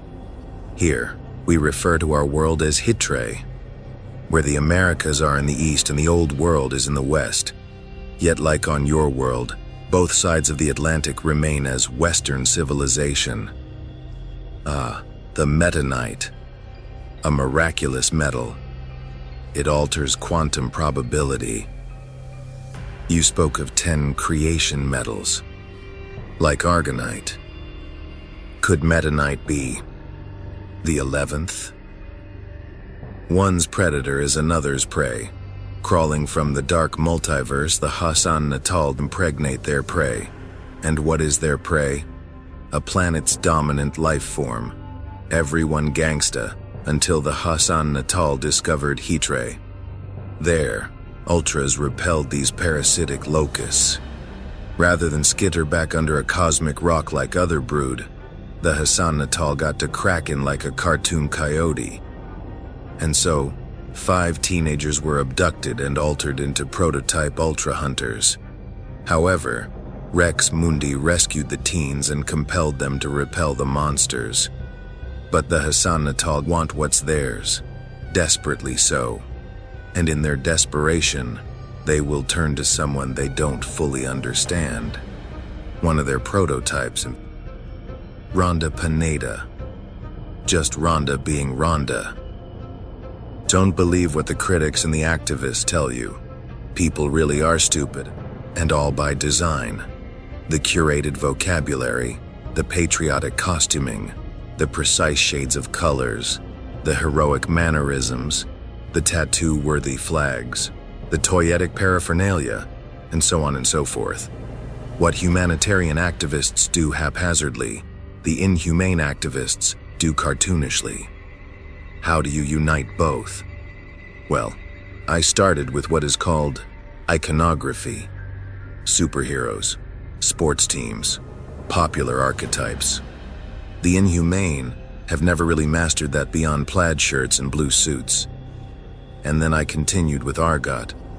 Nothing erudite, nothing explanatory. Humanitarians do that boring lecture stuff. Ultimately, the secret is having one thing both righties and lefties never bother having. Fun. Just good, clean fun. Apparently there really are alligators in the sewers, and they're from space. Heshite males must go on safari to prove they are worthy of mating and governing. However, despite Heshite mothers being known for their patience, Queen Vefir had had enough of her delusional and lackadaisical child, so she instructed her son's crew to mutiny. The crew abandoned the royal stellar yacht, leaving the brat prince adrift. Comically desperate, the prince prayed to Mother Mud for salvation. Miraculously, his yacht drifted through a nexus point, crash landing on Hitre, finding humans easy prey. Prince Iax terrorized the sewers until confronting Sludge. I tried to exploit him, but he was just so damn annoying. Once upon a time in the Godwheel Galaxy were the twin worlds of Neros and Gwendor. Separated by an asteroid belt known as the Great Valley, the former was a world of men, the latter of women. A Tridevi ruled Gwendor, the queens of Topaz, Sapphire, and Opal. Like their male counterparts, the Gwendorians were exiles of Gemworld. The Topaz Queen nurtured the young, the Sapphire Queen socialized the mature. The Opal Queen comforted the old. Every 2 years, each world hosted the other, for the Great Madness. From this madness, sons and daughters were born. Neros raised the sons, Gwendor, the daughters. Infants were tagged to avoid future inbreeding. Only the Topaz Queen eschewed the Great Madness, preferring women. You're likely asking, why were the sexes segregated? Perhaps the houses were gynocracies. I suggest you don't worry about those things and just enjoy yourself. History tells of a fourth ruler, the Queen of the Fire Jade. She had been the consort to Eclipso, cursed heir to houses Onyx and Diamond.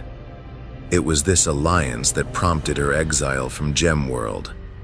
The Tridevi cursed their former leader with reincarnation.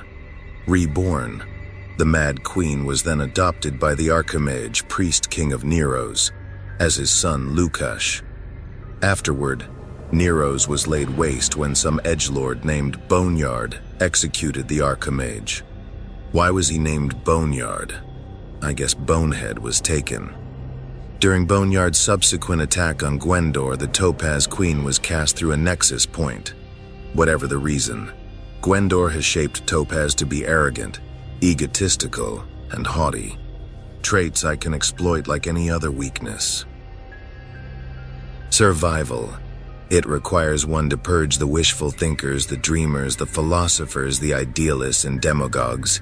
Survival is a practical endeavor. It requires practical people. Purging such fools is an unattractive, yet necessary task. Ultra was one such fool. Eric Pearson.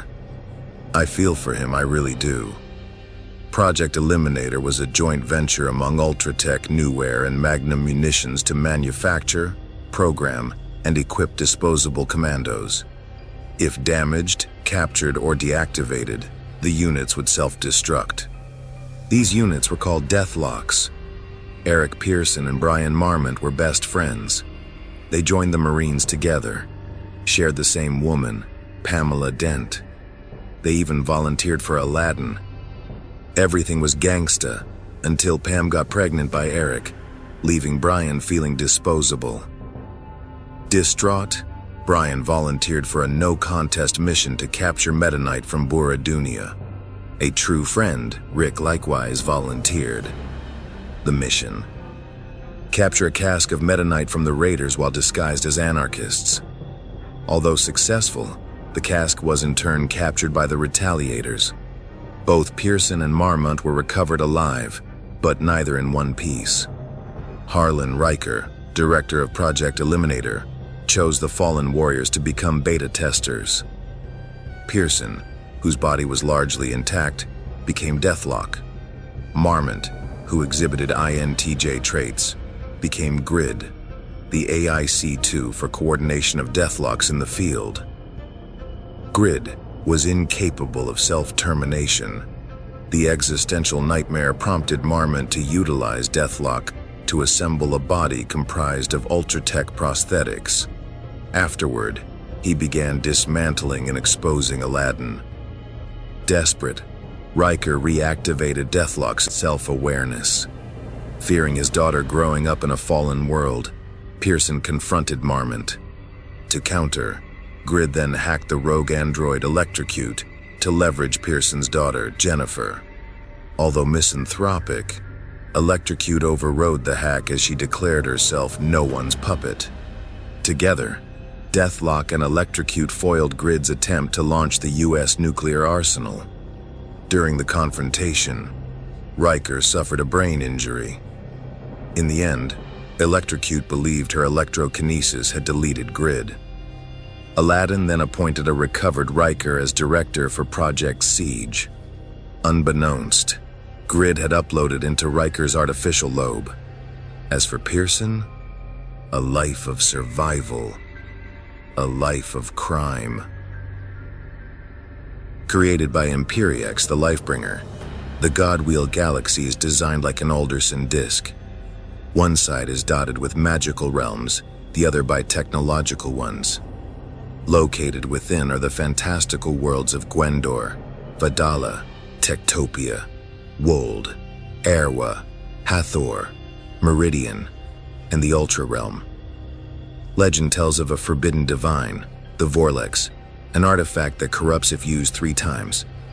I recently heard it being referred to as an infinity gem, and at the center is Argus, the god's eye of the galaxy. Damocles, 22,300 miles above your head. The God Garden houses the most unconscionable, existentially dangerous weapons in all creation. One of each, in fact. No one knows when, why, or by whom the God Garden was created. However, it is guarded by someone called the Man on the Wall. Although Ultraforce described it as a museum and Speed Demon called it an armory, I would categorize the God Garden as somewhere too dangerous to tread, even more dangerous to destroy. It always begins with a crazy mother, doesn't it? An heiress was denied adoption, so she did what any sensible person would do. She scoured Skid Row, found a starving mother, killed the mother, and stole her baby. The boy grew up isolated. His mother, his only playmate. She named him Volthum, because a perfect child required a perfect name. Volthum wanted for nothing, save for emotional attachment. His dolls became his only friends. His dolls became strangers he would meet and greet. His dolls would even become his enemies and lovers. Jealous, the mother trashed his toys. She warned he would regret rebuking her once she was gone from this world. So, that night, the mother committed suicide. The boy regretted nothing. Volthum yearned to connect with people. A quick study, he learned cues in conversation, manners and etiquette, subtext and innuendo. But manipulation could not bestow what he lacked most: emotion. Volthum's presence became an idea, an abstraction. His feelings, an illusion. His smile, his laugh, were but constructs. If one held his hand, one felt warmth, but he felt nothing. While trashing his mother's possessions, Volthum came upon a black diamond. Within was a Calypso, heir to houses Diamond and Onyx on Gemworld. Possessed, Volthum battled Princess Amethyst. Freed, he felt emotions for the first time. Those emotions came from contact with gems from the Lifestone tree. Plucking the gems, Volthum escaped into the multiverse. Arriving on Earth 2, Volthum gifted a green gem to Scott Mason, a National Guardsman. Fashioning a ring, Mason became the heroic Green Guardsman. The couple resided in secret in Seaboard City until outed by Robert Frank. Escaping into a prism, the couple discovered the consecution of colors and lived among the inhabitants, the Lightsmiths. There, they exchanged prism rings in marriage. Addicted, Volthum overdosed on emotion, starving the Lightsmiths and feeding on the emotional avatars. During a violent intervention, Green Guardsman and Volthum concluded their battle on Earth 1. Defeated, Voltham was cast into the multiverse. He crashed onto Oa. His ring shattered. The Oans offered to fix it in exchange for knowledge of the spectrum. Starved, Voltham tricked the Oans into forging rings, each attuned to a different emotion. 7 agreed. 1. Rami dissented. Once forged, the rings were ruled by Voltham's restored prism. Puppets. The Oans toiled to satisfy their master's needs. To satiate all 7 emotions at once, Voltham sacrificed Rami. Their heartstrings tugged. The Oans overcame their puppeteering and imprisoned Voltham inside a prototype green ring. That ring was cast into a nexus point from where it exited centuries later outside Coast City. Requiring a puppet, Voltham chose a troubled Hal Jordan and abducted the test pilot from a flight simulator. Returning to Earth 3, Voltham wrested back control of Galoob Toys. After all, Galoob is where the toys are. Toxic dumping from a Neware data center caused 6 premature births. Dying, the preemies were somehow exposed to the Theta virus. Miraculously, they survived. Horrifically, they mutated. The parents sued Aladdin to keep custody. Their neighborhood was quarantined. The night patrol painted freaks on their homes, misspelling the word, of course. And as always, lamestream neighbors blamed vaccines, wokeness, video games, and fluoride. Time flew. The children entered adolescence. Neighbors feared sexed-up ultras committing crimes. The city declared eminent domain on the neighborhood. Apparently, some Walmart qualified.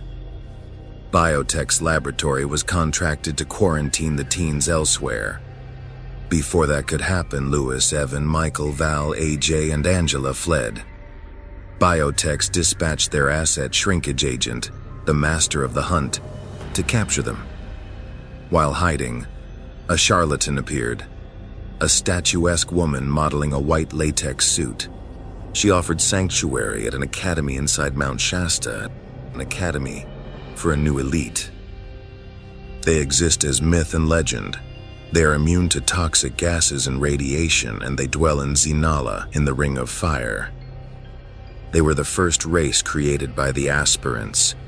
They are the Fire People. Like their aquatic and sky brethren, the Fire People exist to safeguard the demon seed within Hitre. However, the Keepers of the Truth long hid the fact that the demon seed was becoming non-viable. Adelon was chosen to ascend and procure metanite weapons to revive the seed. Raiding Arzama's 16, Adelon procured the metanite required. Inadvertently, he catalyzed the formation of an Ultra Force. Contrary, founder of this Ultra Force, injected Argonite to poison the demon seed. Without a purpose, the 3 races ventured into the world bent on self-determination. Despite this, there are believers who prophesize the demon seed will revive thanks to someday champions. Meanwhile, the poisonous Argonite has mutated many among the Fire People into examples of excessive deviation. The finish line is the outer arc of the Speed Force wall. From there, one can access the higher dimensional realms. And who traverses this angry arc adjacent to the Crunch? That would be Speed Demon, clone of Angor's high-speed hero, the Wind. Cloned by Angor's Jason Whitcomb and Jason Brassel for Project Pollux, Speed Demon escaped to run amok. Requiring metabolic stabilizers, the clone stole the identity of James Sanders, pharmacologist for the Hudson Pharmaceutical Company. Afterward, the clone ingested Eternium, allowing access to the finish line. There, Speed Demon met Nebulon, geographer of Reality 616. They became friends. However, Nebulon detested Speed Demon's kleptomania. Rejected, Speed Demon retreated to Hitre. There, I pitched him a heist. Venturing to Earth 1, the crime syndicate nabbed enough Yaka to create my shield. More than enough Argonite for Ultraman to snort, enough adamantium to rebuild Deathlock, and just enough vibranium for Aqualord's harpoon prosthetic. Tragically, Speed Demon witnessed his donor's family being reunited and felt more self-loathing than ever before. He slows his pain by ingesting whatever can slow him down. He hides it. I feel for him. I really do. I loved their music back in the 90s. Wait, that was Femme to Femme. The Femme Fatales proved that mercenary work is not a boys-only club. The four women met as models at the Criminal Technology Expo hosted by the Cabal. Unbeknownst to them, the expo hired models not to present the exhibits but to be unwilling experimental subjects. Usually this meant a successful demonstration that would then lead to either the subject's disposal or auction. However, Danielle Fort, injected with traces of mysterium, mind-blasted her captors. This allowed time for the others to discover and weaponize their newfound powers. Lizzie Rawson became nigh unbreakable. Beata Dubiel became feral and grew talons and fangs. And Leanne Foreman sprouted retractable electrified whips. Together they escaped into the New York underground. Eventually, they were hired by Dragon Fang to replace the Royal Flush Gang. And then they were contracted by the Commission and even the Lone Crime Family. These contracts would lead to clashes with Solution, Wreckage, Solitaire, and eventually, Painkiller Jane. It was Painkiller Jane who would offer them amnesty in exchange for testimony against the Commission and its production and distribution of Zook. The Femmes took the deal and have been on the run ever since. Dislocated from Hypertime 3.715, Femazonia is an archipelago near the Iberian Peninsula. It is where women are superordinate and men subordinate. In their hypertime, the Iota virus sterilized 95% of the males. Those left fertile became breeding stock to be traded as any commodity, a sort of reverse Gilead but without the Bible thumping. Vega, queen of Femazonia, was betrayed by her princess, Lyra. Lyra had hatched a plot with her concubine, Mogon, to infiltrate the Temple of Genetics. There, imprisoned in the temple, was Wetware Mary. The priestess revealed the Iota virus was the work of visionary pharmaceuticals. Once, Mary had spread the Theta virus to better those most unfortunate and powerless in the world. However, she had botched using the Iota virus on the likes of Vali Halfling, Ultraman, and Rex Mundi. The virus mutated and escaped into the general populace and sterilized 95% of human males. However, synthetic DNA implants were crafted to repair the Y chromosomes of those males born sterile and exiled as wild men. Upon this revelation, Sirani, commander of the secret police, appeared. Lyra countered. She was misleading Mogon and executed him. Hiding her grief, Lyra remembered when her and Mogon agreed that his execution should happen to protect her and their plans to equalize the world. A cell of followers sacrificed itself to further the ruse. Afterward, Makus, a male-dominated nation, was conquered. With their society in disarray, Makismo, ruler of Makus, was enslaved to breed with Lyra. Their child, Thundra, was born in the Miyago Birthing Center. By age 8, the offspring was enrolled in military school. By 18, she rescued the allied Midwestern Republic from organized wild men. By age 28, she exterminated the renegades who sought to overthrow the Central American Empire. Eventually, Thundra would hunt the Hulk who had been displaced from Earth-Zero. Together in the New York ruins, the enemy sired a daughter, Lyra, in honor of Princess Lyra. But Makismo was a crafty consort. He regarded his granddaughter as an obstacle to equalizing society. Even Lyra's namesake agreed. And so, the junior Lyra was convinced that Sirani was plotting to assassinate her grandmother. The elder Lyra had been planting evidence on Sirani long before Mogon's execution. However, Thundra had long suspected her mother's androphilia. Lyra was led to a nexus point that opened to Gwendor in the Godwheel Galaxy. Thundra confronted her mother, who revealed a hypertime bomb. That bomb detonated, displacing Femazonia and hypertime. Appearing in Hypertime 3.0, Femazonia displaced ocean water, causing a tsunami. Femazonia adopted isolationism as the global community quarantined the displaced nation. Thundra, however, opted to commit misandristic terrorism. Eventually, she was captured by Ultra Force. I jailbroke her. During a crime syndicate crossover with its multiversal opposite, the Squadron Supreme, Thundra faced off against Archon, who was leading the Lost Zodiac tribes. The misandrist Thundra and the misogynist Archon concluded their duel in an epic anger bang. While the Polemakan takeover of Angor was avoided, Archon was exiled to Hitre, where he became Thundra's primary breeder. Meanwhile, Sirani overthrew the Elder Queen Lyra to install Femazonia's fabled first queen, Topaz. A covert lab, a designer virus, and a suspicious nurse, and incineration, Dr. Rachel Deming awoke amnesiac to anything else. Years later, Deming opened a top-secret Aladdin file hidden inside some junk mail. It indicated that a wetware Mary had introduced the Theta virus into the general population. The viral agent granted ultra powers. 2 patients were particularly disturbing: Amber Hunt and Jonathan Martin.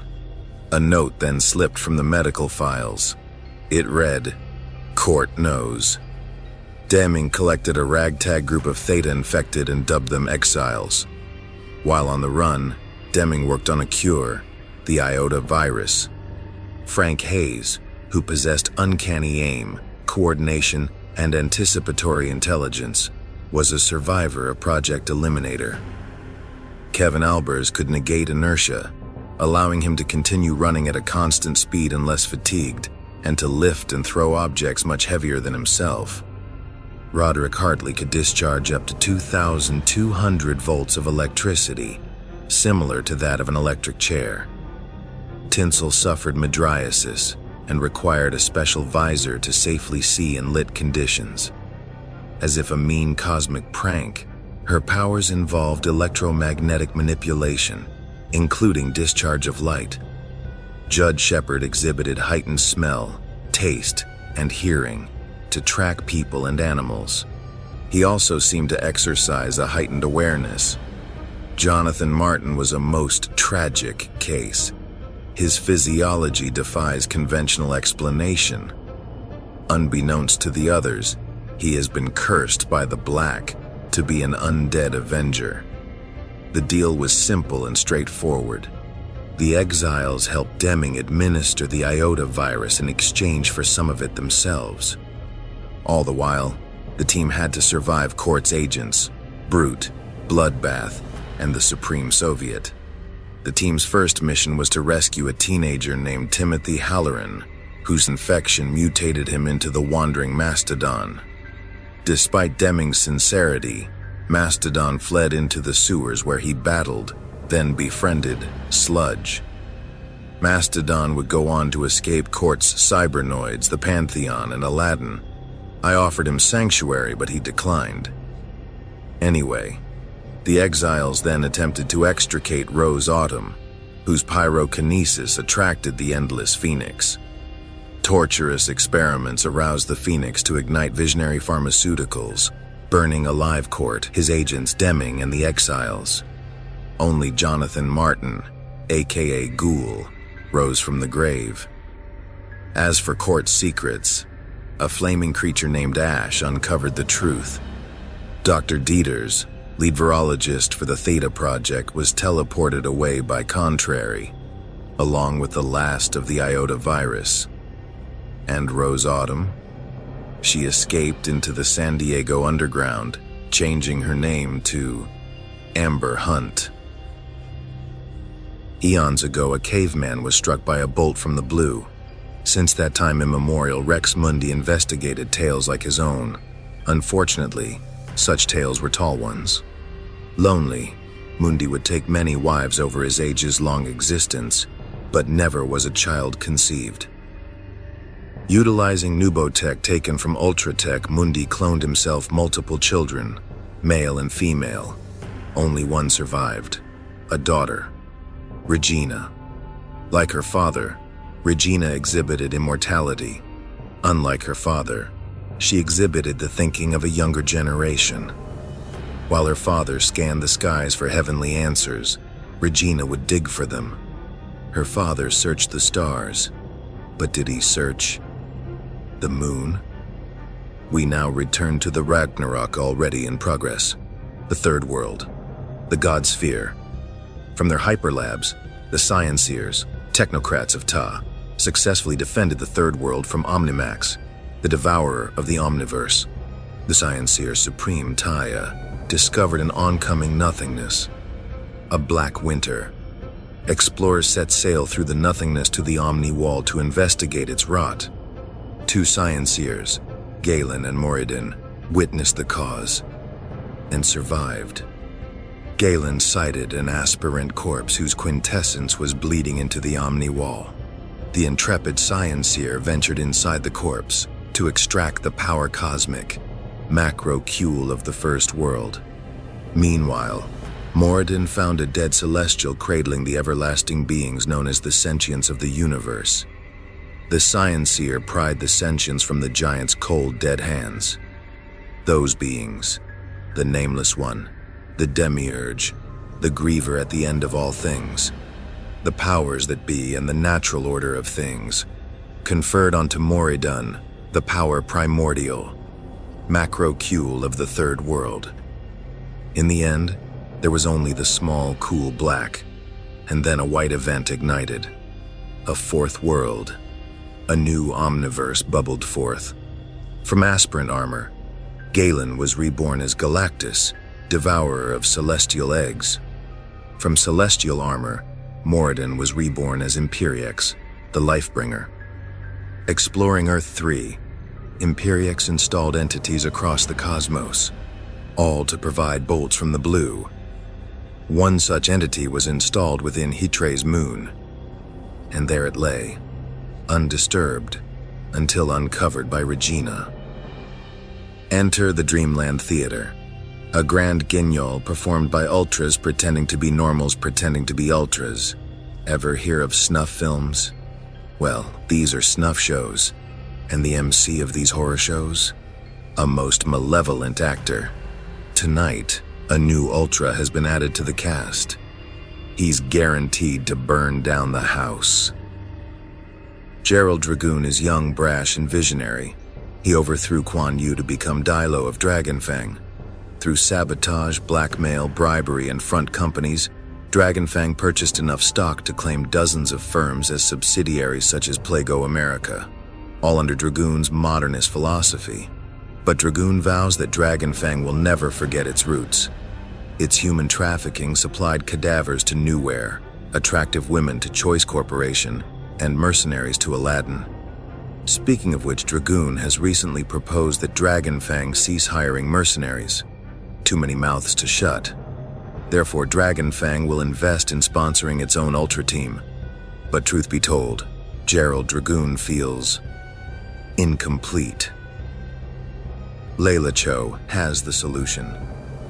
His son in exchange for her late father's company.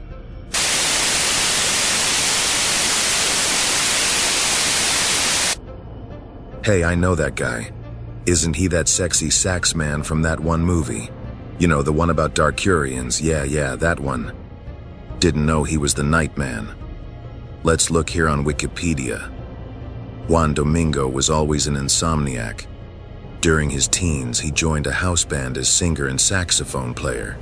That band became the Domino Dancers, and Juan Domingo became Johnny Domino. He became a huge hit on Stage It, TikTok, YouTube, and Patreon. And why not with those sexy sax man moves? The Domino Dancers made Club Domino a popular San Francisco destination, making touring largely unnecessary.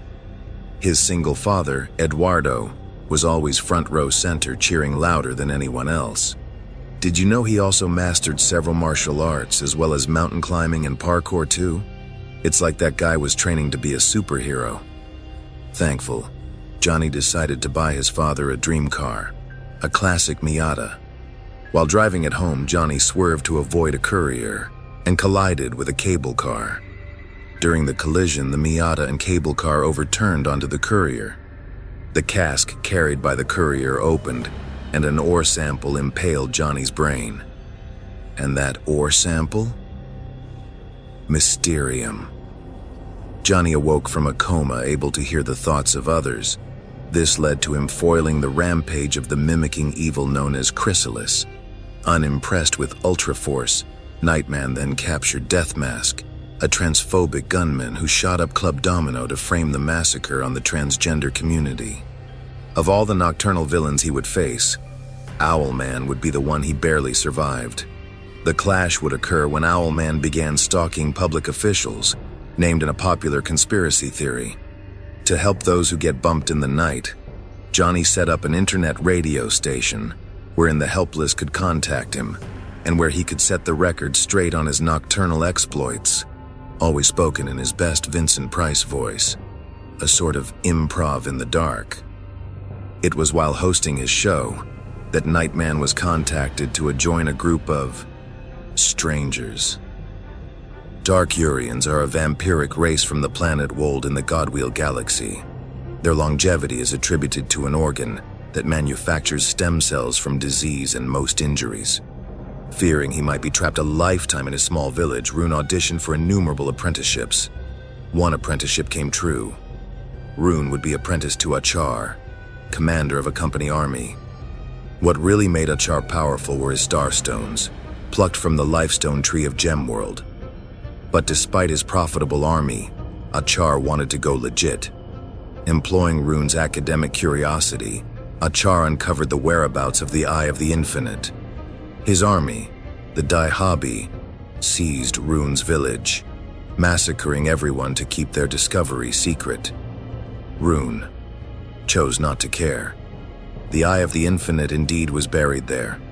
It was a mirror into which one could see multiple hypertimes. Alas, all Achar could see was treason. He became paranoid, erratic. His army abandoned him. Broken, Achar vowed to shatter the mirror. It was then he noticed a new hypertime, one in which Rune was sneaking up behind him. But that was no hypertime. Despite a successful assassination, Rune was unable to catch the mirror, the shattering creating multiple cracks in hypertime. It was through one such crack that Rune fell, grasping desperately to the starstones. Landing on Hittray in Hypertime 3.0, Rune was befriended by vampirologist Eric Johnson. In A New Time on a New World, Rune was inspired to fulfill his dreams, one trial and error at a time. So, what will Rune do tonight, dear reader? Same thing he does every night. Try and take over the world. The Dark Shop. Nowhere in the world will you find a more wretched hive of scum and villainy. The club is managed by American expats Violet Smith and Pansy Jones, formerly of the Flash Girls, a one-hit wonder band. Hey, they were one of my favorite bands, so I threw them a bone of sorts. It is where Owlman goes for lowdown and dirty skinny. It is where Ultraman keeps his secret harem. It is where the raiders dock for the night. It is where Electrocute can lure many a John. It is where Buradunia plays spy games, and it is also where Power Ring can satiate all 7 emotions at once. Just don't mind the cleanup. It is where Speed Demon sleeps for days after running around like a hummingbird on meth. It is where the Omega team celebrates its new leader. It is also where Femazons purchase fresh breeding stock. And tonight, it is where the Solution will execute its contract with Aladdin to kill the crime syndicate. If only she knew. Everyone has a racket, everyone needs a gimmick. Here are mine.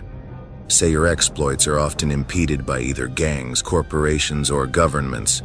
Try as you might, they keep dispatching mercenaries to undo your schemes.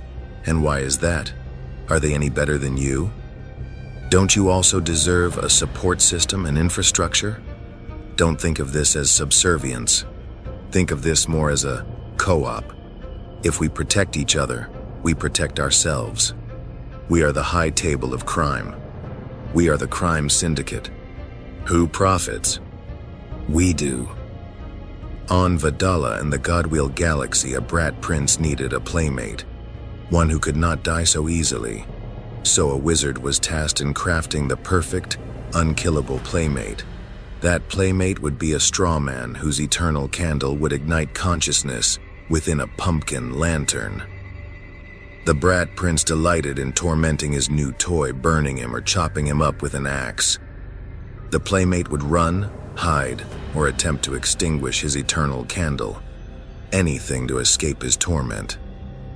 But fear transmuted into rage, and the playmate decided it was the brat prince's turn to be burned and chopped up with an axe. Afterward, he turned his rage onto the neglectful king. Breathing fire, the playmate melted the crown to the king's scalp, and after that, the playmate turned his hate onto the wizard who crafted him for such an unconscionable purpose. The wizard cast a spell to forever extinguish the playmate's eternal candle. But the wizard crafted his strawman too well. The playmate stuffed his own seeds down the wizard's throat, and from those seeds grew Zook, ripping apart the wizard from the inside out. Thankful subjects declared the strawman king by acclamation. But the Pumpkin King became bored. He began to empathize with the lack of challenges that led the brat prince to his cruelty. But oh, what could ever cure a boredom such as this? He was a straw man. He needed neither sustenance nor carnality. It was soon that Ariel, a witch knight and loyalist to the slain king, began a campaign to kill the Pumpkin Lord. How exciting. Between boring meetings about mundane public policy, Lord Pumpkin was entertained by evading numerous death traps and ambushes by Ariel. Frustrated as a cartoon coyote, Ariel agreed to a devil's bargain with Mr. Mischief to dethrone Lord Pumpkin. Yes, that is a sentence I just spoke. Gifted with a rare crystal, Lord Pumpkin was sucked into a nexus point. Crashing onto Hitre, Lord Pumpkin traded on Zook seeds, becoming street rich, then suburban rich, then Scarface rich. First, he took the Bronx, then he took Manhattan. His rivermen were everywhere selling Zook 24 hours a day, 6 days a week. Why 6? Producing seeds was exhausting, so on the 7th day, the Zook Lord did rest. Zook's marketplace dominance caught the attention of the commission. Boss Marcello dispatched his Mall Rita Diamond to intimidate Lord Pumpkin. Discovering her hypnotic will was impotent on Lord Pumpkin, Rita bargained a deal. Marcello was out. Lord Pumpkin was in. Along the way, Rita's son Kenny took a liking to Lord Pumpkin. Becoming a hit boy, Kenny went by the handle Pistol. Subscribing to the data broker known as the Operator, the commission expanded nationwide, dominating the drug market with Zook. The commission established a new HQ at Rita's Ashandria estate in New Orleans. Undercover DEA agent Jack Prosper was loyalty tested by Bone Crusher, a commission enforcer. Outed, Prosper's bones were broken one by one. Before his skull could be crushed, he was rescued by Painkiller Jane. With his organs cut and punctured by broken bones, Prosper was taken to the Cabal. Paid in confiscated drug money, Dr. Dieters rebuilt Jack Prosper as the cybernetic wreckage. Meanwhile, Painkiller Jane went undercover as Jane Browning in a front company, Squash Group Incorporated. The 1-2 punch was a winning combo until Rita revealed herself to be Rhiannon, an exiled Celtic goddess. Likewise, her son was Pryderi, a Celtic demigod. How exciting. Good evening. You are listening to the Ask Diane podcast. I am your host, Diane Botta. Pretty women can sell anything, and the one who is a blank slate is the very definition of the perfect girl. Robert Dixon wanted in on the whole corporate-sponsored ultra-hero trend. As CEO of Choice Corporation, Dixon sold innumerable items, but only one product: the goddess within. Customization, personalization, and tailored experience. Each approach gave the illusion of choice for millions of women. But who would be the actual product? Some surgically enhanced supermodel? An unattainable AI beauty? Some new fad like body positivity? Nada. The perfect spokeswoman needed a perfect soul, a perfect mind, a perfect face, a perfect lie. Enter Amy Tran Whitney, a country girl with Scandinavian, African American, and Vietnamese ancestry. A perfect transgenic heritage for the American marketplace. And she was young. So young she became the first child to be adopted by a corporation. Upon adolescence, Amy was practically perfect in every way. An academic dynamo, a martial arts and gymnastics prodigy, and a natural, relatable beauty. Practically perfect. Emphasis on practically. Although her face was camera-ready from all angles, her epicanthic eye fold was considered a tad exotic. So that feature had to go. Even her mind would be a slate on which the marketing copy would be written. Well-spoken, witty, almost hypnotic with her words. Although at times, she sounded a bit like a character in a commercial.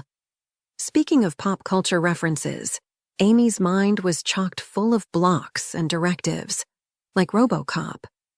And what of her ultra powers? Well, during her childhood, Amy was fed multivitamins laced with creation metals, such as yucca, vibranium, mysterium, and nth metals. The product rollout was as follows. Popularize Amy as the next great spokesperson, then trigger a crisis she would solve as an ultra. Through deals with Dragonfang, Dixon employed terrorists and mercenaries to trigger a conflict between Buradunia and Femizonia. During a strike on Buradunia, Amy was on site for a commercial shoot. Programmed with mad fighting skills, she subdued several Femizons. Ultraforce arrived to quell the violence and uncover Dixon's involvement.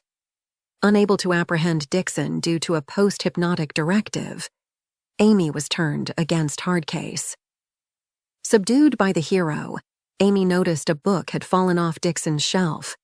That book, The Wind-Up Girl, told of Emiko, a girl created by a corporation. Unable to testify against Dixon, Amy was left existentially shattered.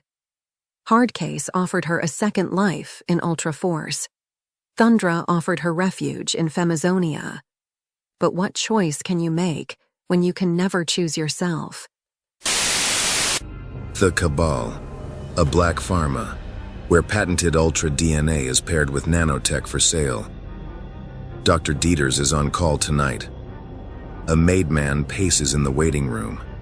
In the operating room is Nicholas Lone, heir to the Lone crime family. The boy has a hole in his head. Paid with loot that fell off a truck, Dieters places the teen into a wetware chamber. Nicholas Lone's story was a tragedy. His father, Anton Lone, wanted the exclusive right to nurture a son in his image. So he paid his favorite call girl to carry Nicholas to term. Afterward, Anton had Jin pull the trigger on that call girl. Isolated, Nicholas grew up gaming, beginning with solitaire. If not for Jin, Nicholas would have died from loneliness. Jin tutored him, taught him to laugh, to dream. He even ignored the boyfriends Nicholas snuck into his room. But enough reverie. Jin calls Anton. The deed is done. A rival has been framed. The boy's body has been incinerated. Anton pauses. Jin wonders. Is his boss pausing from grief? And then Anton says one word. Good. 26,000 years ago, a meteor rains metanite over the far northern area of an island off the East African coast. 20,000 years ago, rising sea levels cleave the island in two. The southern 2/3 become Madagascar. The northern 1/3, Buradunia. 7,000 years ago, 4 tribes flee the desertification of North Africa. 5,000 years ago, The Red Lion tribe mines metanite from Buradunia. 1,000 years ago, the Bagao, the sea nomads, settle on Buradunia and mine metanite underwater. 500 years ago, Burothain, a French slaver, arrives and names the island after himself. 400 years ago, adorned in blood-stained lion skins, the Red Lion pirates slave ships, freeing those taken from his island. Following his death during a high seas battle, others continued his legacy. Today, Matthew Bland is the Red Lion, monarch of Buradunia. His rogue nation battled Femazonia to a standstill. He drove the aquatic race back into the sea. His metanite weapons can poison Ultraman and destabilize Speed Demon. He supplies better info to Owlman than does the operator. Power Ring is unable to puppeteer him. He even underwrites Deathlock's mercenaries. And on top of all that, Electrocute finds him very, very sexy.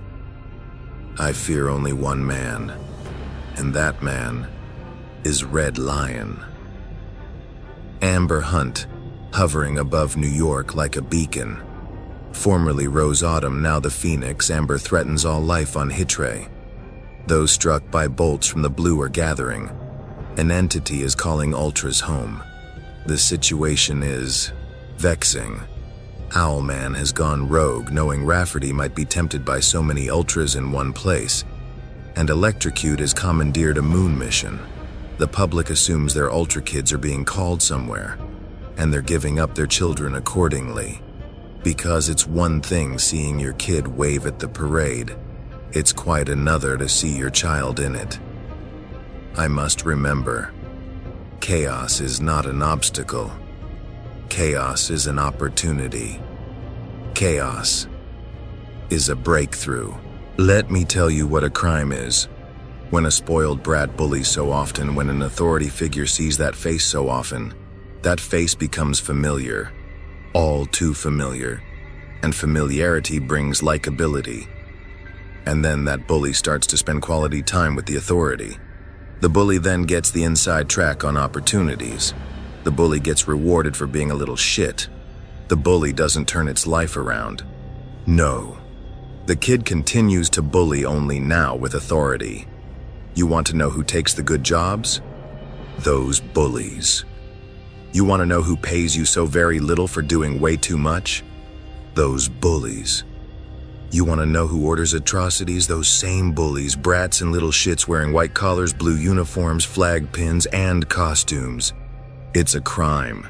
It's a crime against meritocracy, a crime against honesty, a crime against survival. Thank you for listening. The aspirants, already in progress. The aspirants are far from misunderstood. Their armor was mined from the first firmament, which was the first reality in the first world. It was a living reality with whom the Celestials formed a friendship. However, Nemesis, goddess of the first world, forbid her knights to have no friends but her. She dispatched her loyal aspirant guard to assassinate the Celestials' one true friend. The first omniversal war doomed the first world. Surviving within a macrocule called the Power Cosmic, the aspirants hunted and culled the Celestials across the second and third worlds. Since the dawn of the fourth world, the aspirants have tracked the last of the original Celestials, the Omega Celestials, to Reality 616. While Omega Celestials prepare for battle on Earth 1, their newborn Celestials continue repopulation on Earth 0. Meanwhile, here in this universe, the aspirants replenish their numbers by planting demon seeds within unsuspecting planets. Add one more thing to the to-do list, I suppose. They were the second race created by the aspirants. They are the aquatic race. Like their subterranean and sky brethren, the aquatic race exists to safeguard the demon seed within Hitre. Residing in Aquania, the race has spent centuries mining metanite from the ocean floor. Speaking of Aqualord, I convinced his people to raise a portion of ocean floor to create a sovereign HQ for the crime syndicate, the HQ known as Xanadu Amalgamated. Currently, All three races are seeking newfound purpose in light of the demon seed becoming non-viable. Although I would swoop in to sway them all to my cause, I have a pact with Red Lion that prevents me. And, like Red Lion, I honor my deals. As long as the deal lasts. The alien elite are warriors banded together from remote galaxies, united in a single objective, the predation of demon seeds. Once, the alien elite proudly protected the intergalactic Tulkan Empire. Now, they search for and destroy all seeds planted by the aspirants. Despite the destruction of their respective homeworlds, the alien elite does not always euthanize a seed without destroying a planet, too. Their arrival on Hitra united the Ultras of this world to repel them. Save for Ultraman. That dumb lug lost his whole world to a demon seed. He was hell-bent on ensuring no more aspirants. Try as I did, I failed to persuade him from siding with them. So I murdered Montauk and Ultra Girl using Meta Knight and framed the alien elite. Not a bad day's work if I do say so myself. And to ensure Ultraman's obedience, I rescued his secret harem from a tsunami caused by the alien elite's drilling into Hitrai's core.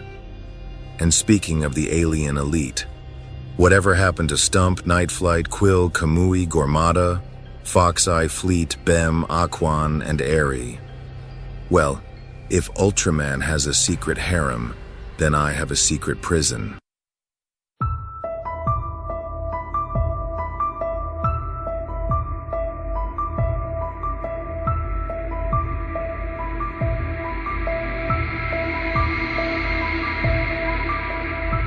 Lift my veil,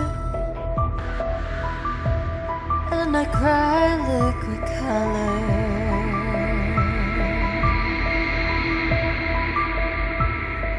Place my ring,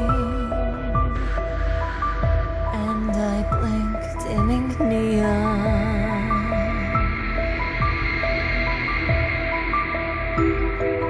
Hear the disco down the street.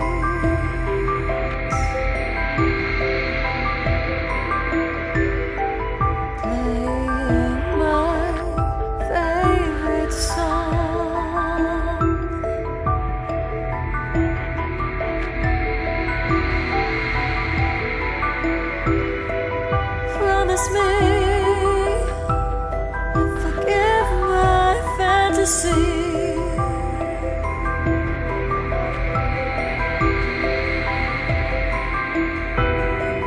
Promise me, forgive my fantasy. Her hair blowing in a solo wind is all I care to think about. And if I ask for your 2 cents, is this truth or romance? Promise me.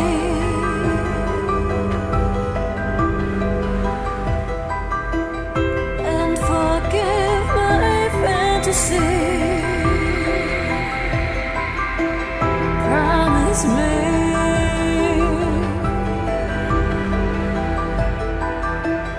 and forgive my fantasy.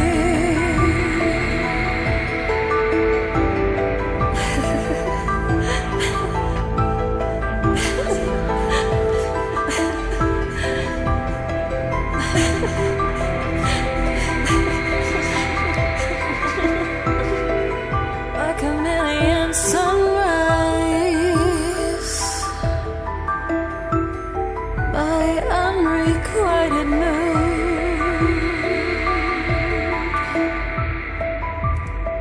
a public display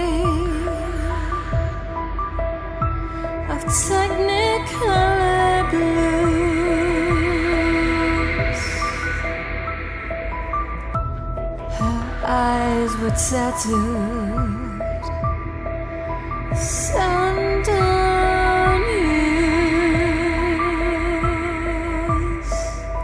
Promise me. And forgive my fantasy. Forgive me. Promise me. And forgive my fantasy. Forgive me. My chameleon sunrise.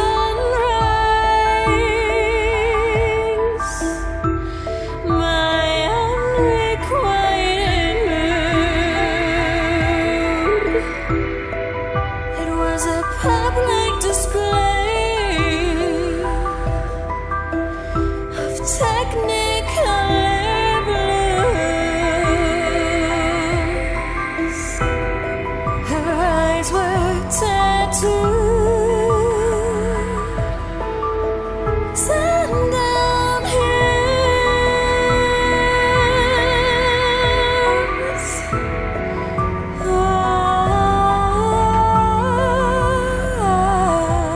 Forgive me.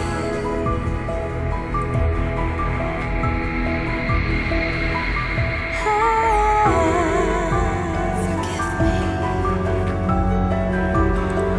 me.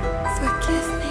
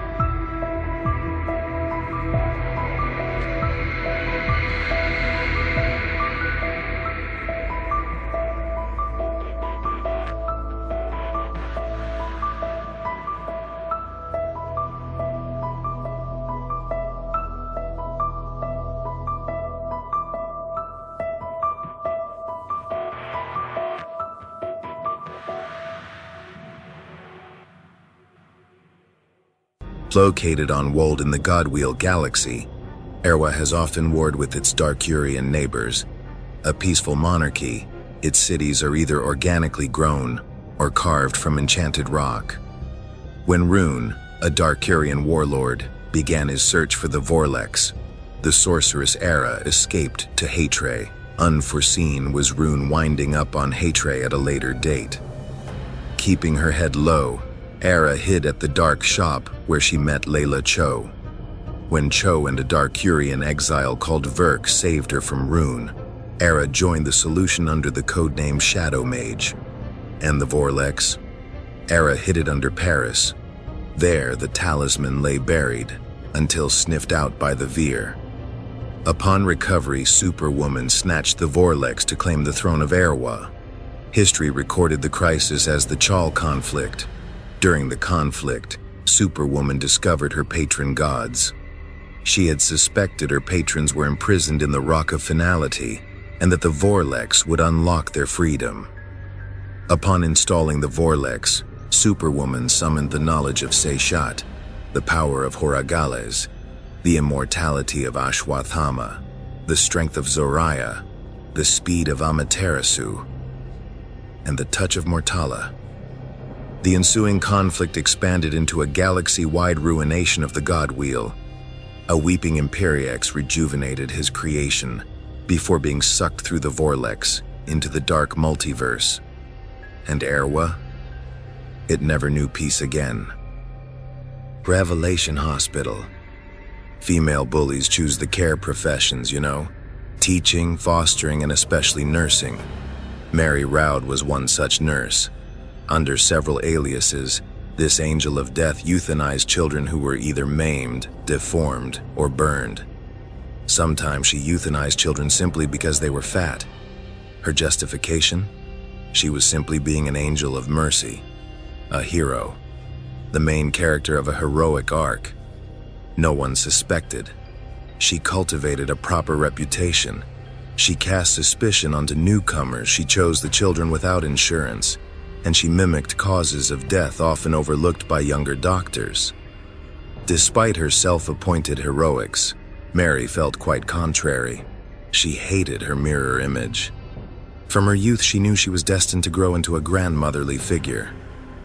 Cherubic and hoary-haired, Mary knew her appearance devalued her social currency. She tried to be the queen bee of her station. You know the ones. Those bullies in authority encircled by pretty young things because they never ran in such circles during high school. But Mary just didn't have that dark charisma. And so, she opted to be the one who was above reproach and below contempt. When a new LPN named Asa caught what she assumed was gross negligence, Mary's license was revoked. It seemed her heroic arc had reached its final chapter. Soon after, Visionary Pharmaceuticals recruited her to assist clandestine human trials. Assuming a naive persona, Mary began a new chapter in her heroic journey. No one suspected, save Dr. Rachel Deming. But it mattered not. The covert lab was incinerated.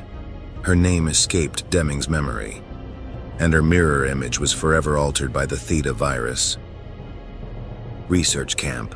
Mariah Frost, the attractive camp nurse, was adept at calming down and cheering up campers. And then the camp burned to the ground. Alone in her cabin near Mount Shasta, Mary memorized files on every camper. A camper in particular caused tears to swell. Ray Golich, a boy raised in isolation and illiterate until discovered and adopted. And then in Quake opened a fissure swallowing her cabin. Underground, Mary discovered an ancient UFO. She remembered local lore tell of Skell, the spirit of the above world, who fought Lao, spirit of the below world. Apparently, stories of sky and fire people were true. Armed with tools and talent, Mary would nurture a new breed of ultras, and the UFO under Mount Shasta would become the academy in which she would educate a new elite. Over my dead body. I am Agent America. Farewell for now, Mr.